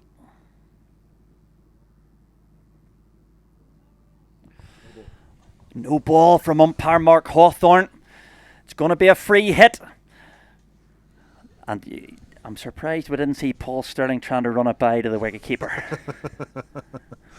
He'd run himself out, then it won't be able to face the free hit, Kyle. Little conversation. Where's he going to go? My money's probably going to... The one ball he's bowled very effectively in the ODI series, I think he'll go short. But the problem for that is, because he's the same batter on strike, the field can't be changed. So Mpufu stays up at 45 in the leg side. So Go full and straight. He went length and has got dispatched over deep square leg for 4 more runs. Well played from Andrew Balbirnie, who just held his ground, held his nerve. And very nicely played. And that brings up... Ireland move on to 90 for 1 now from the first 7 overs. An excellent start from Ireland.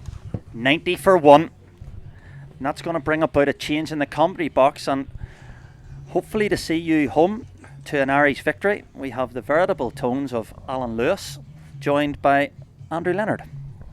Thank you, Kyle, and great to sit with you now, Alan Lewis, because we have seen 7 overs of absolute fireworks from Paul Stirling. How good a cricketer is he? Well, he's a remarkable cricketer. Paul Stirling has been from the day he made his debut. He's just a remarkable player, and it amazes me, a player of his ability in this format of the game, that he isn't snapped up in the T20 leagues around the world. He's played in quite a few of them, but is he going to go on and grace the IPL stage Well, at some point soon? I'm sorry, Lenny, to be in any way, I don't want to sound degrading, but like, that's the area that he should be in. He's got the ability to play in it. Sean Williams back into the attack with his left arm off spin. And Stirling's streak of form in ODI cricket, we spoke about those 6 consecutive scores of 50 plus. He's now backing it up in the T20 format, which is arguably his strongest of the 3. Yep, because he's got real license, obviously, in T20 cricket to play the way he does. And look at that strike rate. Well over 200. You can see the required run rate at the bottom of your screen there. Just 7 and over at the moment. 9 wickets in hand. Are Ireland going to canter this home, or are we going to have a classic Ireland-Zimbabwe thriller like we seem to have so often between these two sides? Well, realistically, Len, let's face it, at 7 and over, they should do this at a canter now. An extraordinary beginning. 92 from 7.2.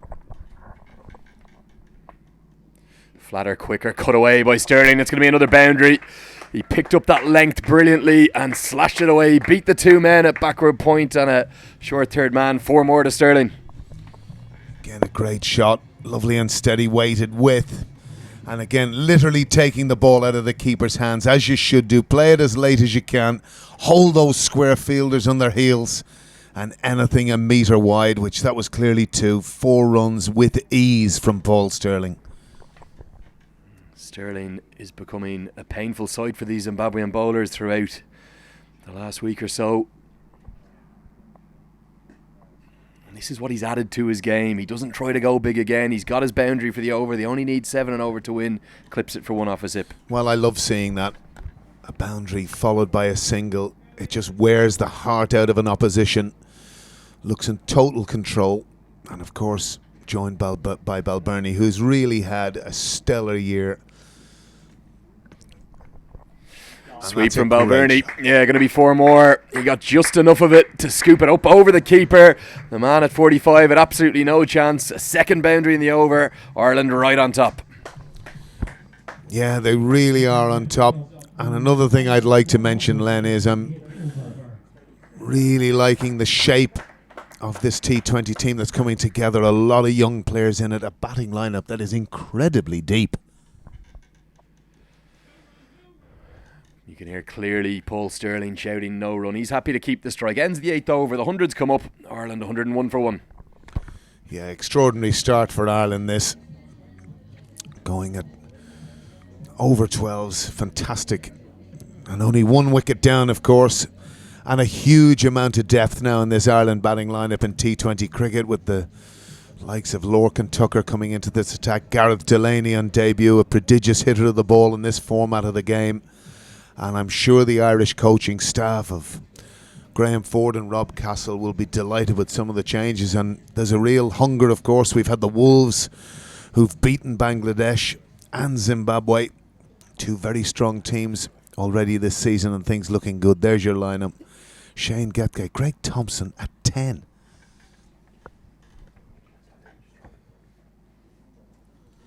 So it looks now, Andrew, as if Sikandar Raza is going to be coming on from the pavilion end. Indeed he is. Very good cricketer, Sikandar Raza. With both bat and ball, he's been disappointing in this series for him. And again, another man who's played a number of these games. I just want to talk to you quickly about this Kevin O'Brien and Paul Sterling opening partnership. Just taking a look at their stand since they've moved O'Brien up to the top of the order. They batted together 7 times now, totals of 44 against Oman, 115 against Scotland, 13 against the Dutch. Then that Afghan 3 T20I series in Dehradun, 23, 126, 32, and then 58 today. As he hammers another one into the deep, it's going to be 6 more for Sterling. It's going to go up right onto the bank. The horns are blaring in Bready. It's almost start the car time, Alan. Well, the car could be started very early here. Ryan Burrell beside us having a little grin to himself. But Sterling on fire here for Ireland. Short ball. It's that seamer that Raza bowls, his variation. He does bowl off breaks predominantly, but he has a seamer. But just to finish that point on Sterling and O'Brien, it means they've put on opening stands of 411 in their 7 innings at an average of nearly 60.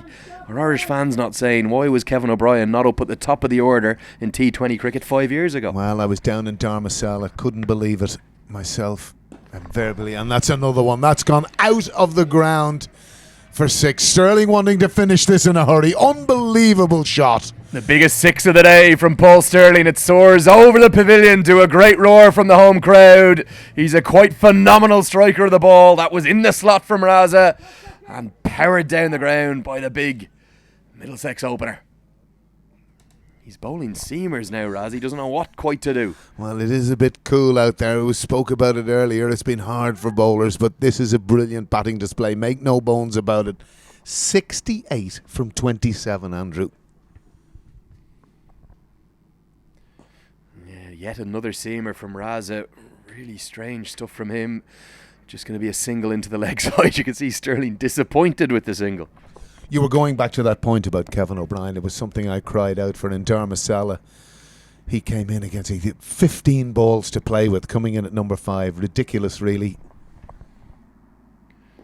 Slower this time through the air from Raza, and nicely played into the leg side Balbirnie. Sterling wanted to, but with only 20 needed to win, no need to take the risk. Quite rightly sent back. And this is a highly professional display. Balbirnie now on to 23 from 13. You tend to forget that when you think that Sterling's at the other end doing the damage that he's doing. Is Andy Balbirnie turning into the Kane Williamson of Irish cricket? Oh, I think no doubt about that. He has played absolutely beautifully. And you might laugh about this, Lenny, but I saw Andrew Balbirnie play a club innings about 2 or 3 seasons ago. The one thing I love about him is his composure. He's prepared to wait. He's prepared to wait time.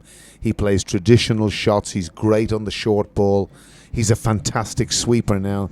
And I think the innings for me of the year was the one in Dehradun this year, where he basically took his side to victory single-handedly against Afghanistan. He's a wonderful player. A little bit like the way Paul Sterling has added the patience to his power hitting. It looks like Balbirnie started to add power hitting to his brilliant technique and his patience. Yeah, and I think that's basically come from those 2 big shots that he has. The sweep shot in particular, fantastic slog sweeper. He's technically got it right. He gets his eyes over the ball. He comes forward at it. He gets maximum power. And again, he varies it. The other side of things, I saw him in the Tri-Series against the West Indies this year. He can just pick his spots. He plays them in front of square. He plays them behind square. And like all very, very good players, he's very aware of where fields are. And he's just wonderful to watch. He's so pleasing on the eye, Andrew Balbirnie, for me. Yeah, it's a much changed international cricketer, Andrew Balbirnie. He's become the real linchpin of this Irish batting order. And Pofu back into the attack. Balbirnie gets a single down the ground, and remarkably, given Ireland needed over 10 and over, they need just 18 more to win. required run rate hovering around 4.5. Well, I think another thing to remember also is Andrew Balbirnie took 19 innings to get his first 50 for Ireland, and I think it's something, and I've been around Irish cricket for a long, long time. We have a lot of very good young players, and I think when you've got a good young player, get them in at this level. Young James McCollum, a very good example, on his knees. Adair is mercurial. He's come into the side, but he's ready for the big stage. Hit down the ground, not out of the middle from Paul Stirling. A rarity for him today, but Ireland will be happy to do this in singles. It won't matter. A reminder, this is the second GS Holding T20 International between Ireland and Zimbabwe. The first game in Stormont on Wednesday was washed out with a no result. We've had some inclement weather around, so that Zimbabwean total has been adjusted by Duckworth Lewis Stern to 134 to win. That's why there's 17 more runs needed, but Ireland looks set to go 1-0 up in the series. I'm always amazed with Mr. Duckworth and Mr. Lewis. I thought to myself, Don't forget Mr. Stern. Oh, Mr. Duckworth Stern. Lewis Stern. Sorry, Mr. Stern. I forgot about him. And although it's kind of called DL now, isn't it, really? But at the end of the day, to only get 2, I certainly thought it would have been 8 or 10, but of course they know best. Yeah, just a slight break in play here as Balbirnie just looking to get himself set. 17 more to win. Ireland on the verge of moving 1-0 up in the series. Hit over the offside. There's a fielder right there. Just going to be one bounce in front of him. Single to the total for Balbirnie. And a reminder, Alan, Sunday, 4 o'clock here. It's a family day. We're finally going to have some beautiful weather, I gather. Surely a great opportunity for all the local crowd to come down and see the likes of Paul Stirling in the flesh. Well, I would think so, and I think it's obviously very difficult on a day like this. We thought at one stage this game was going to be cancelled, and I would think they'll come on their numbers. We're virtually guaranteed a beautiful day of sunshine. 4 o'clock kickoff, can't be better timing. Of course, it coincides with the World Cup final. England led by Owen Morgan. Incredible days, really. It's a fantastic and it's an amazing story. But if Owen Morgan lifts the World Cup, what does it tell you? A little bit about Irish cricket, such a self-determined individual, but it'll be wonderful for us all if he does. Stirling looks for the leg side. It's a top edge, inside out, over the offside, and it's going to fly for 4 runs. Not exactly where Stirling intended it, but he's not going to mind that. And 4 more to his total. He moves to 74. And here we go, getting himself outside off stump. And really, he had no idea where that was going. We need a new name. We always name the shots now. You've heard of the nutmeg, you've the scoop shot. What's that one? The Stirling ramp? The Stirling reverse ramp. There we are, the Stirling reverse ramp. The SRR. Christened by D.A. Lewis in the box next to me. Gosh, a defensive stroke. Well, he's happy to show that he's got the full game. That's the end of the 10th over. Ireland move to 122 for 1. And what an opportunity for Ireland here to not just clean sweep the ODI series, but also perhaps complete a 2-0 win in this T20I series. Could it be a green wash, Alan? I certainly think it can. They're playing with a lot of confidence now. There's no doubt about that. And I think, obviously I was off air when you were speaking with Kyle McCallan at length about these T20 qualifiers. I think the Euro Drash doesn't come at a better time for Ireland. 18 players are going to come into the reckoning for that, playing amongst some of the world's best. And certainly with the team that is beginning to take that bit of shape, a lot more younger players. I think a big feature today for me was the out cricket, some wonderful catches taken. Yeah, you can see the dates of that Euro T20 Slam on the advertising hoardings in the background. August 30th to September 22nd. The third week of that tournament will be here in Ireland at Malahide Cricket Club. So we'll start out in Amsterdam before moving on to Edinburgh. And we've got the draft next week in London. So exciting times in T20 cricket in Ireland. Hit into the leg side by Balbirnie. Could be plenty of time to get back for 2 here. There will. These two really love batting together, Louis, don't they?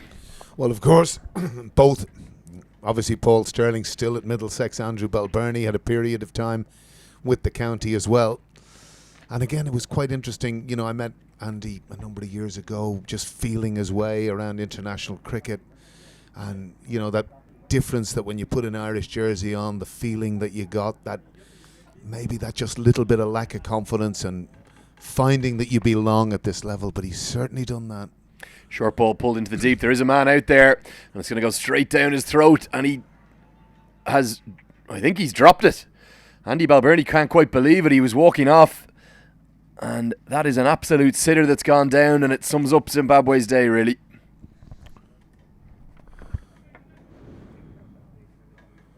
Yeah, extraordinary drop here out in the boundary. As catches go, that is a dolly. Yeah, should have been taken. Christopher Mpofu down at fine leg. It almost looked like he'd taken it, but good honesty from him. The ball did go down in between his chest, and you heard a few howls in the crowd. They couldn't believe it. Balbirnie was already walking off. They ended up basically walking a single to bring Sterling back onto strike.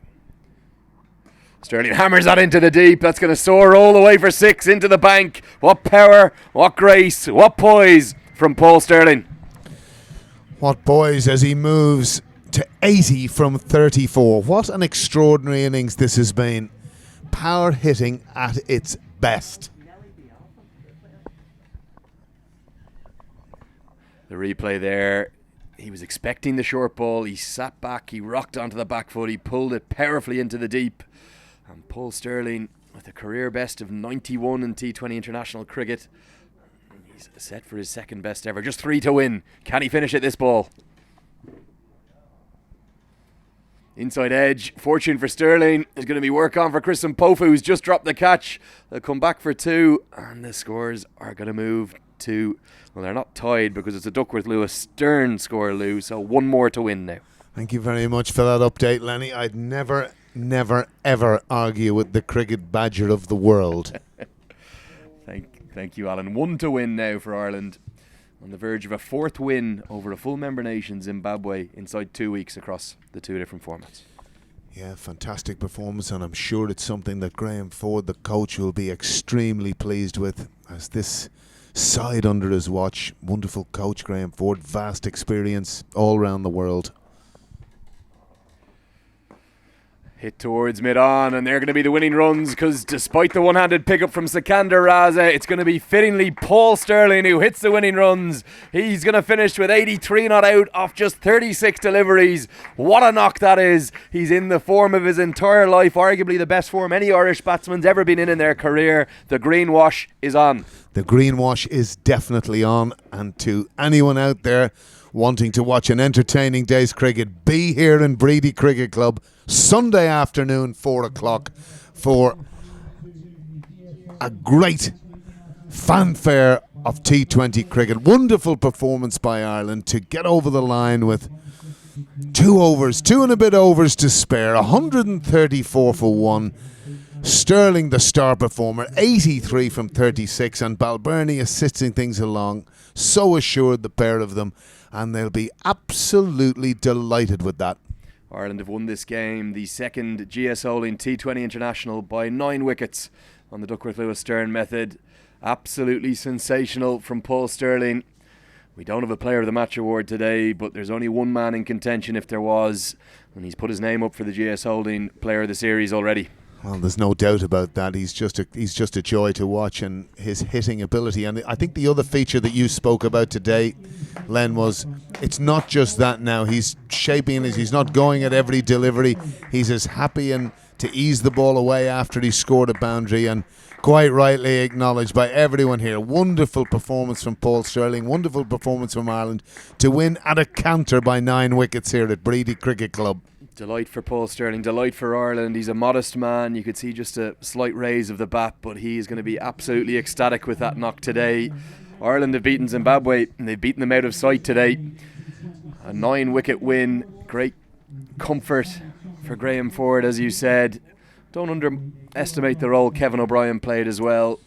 Let's take a look at the Irish batting card. That's Zimbabwe earlier on. They posted 132, which was escalated to 134 as being the DLS target, but it was really all about Paul Sterling today. Well, I think you mentioned also Kevin O'Brien, and that is a feature we've spoken about, that since his elevation up the order with Paul Sterling, in many senses it's taken a wee bit of pressure off Paul Sterling, because there's someone going at the other end.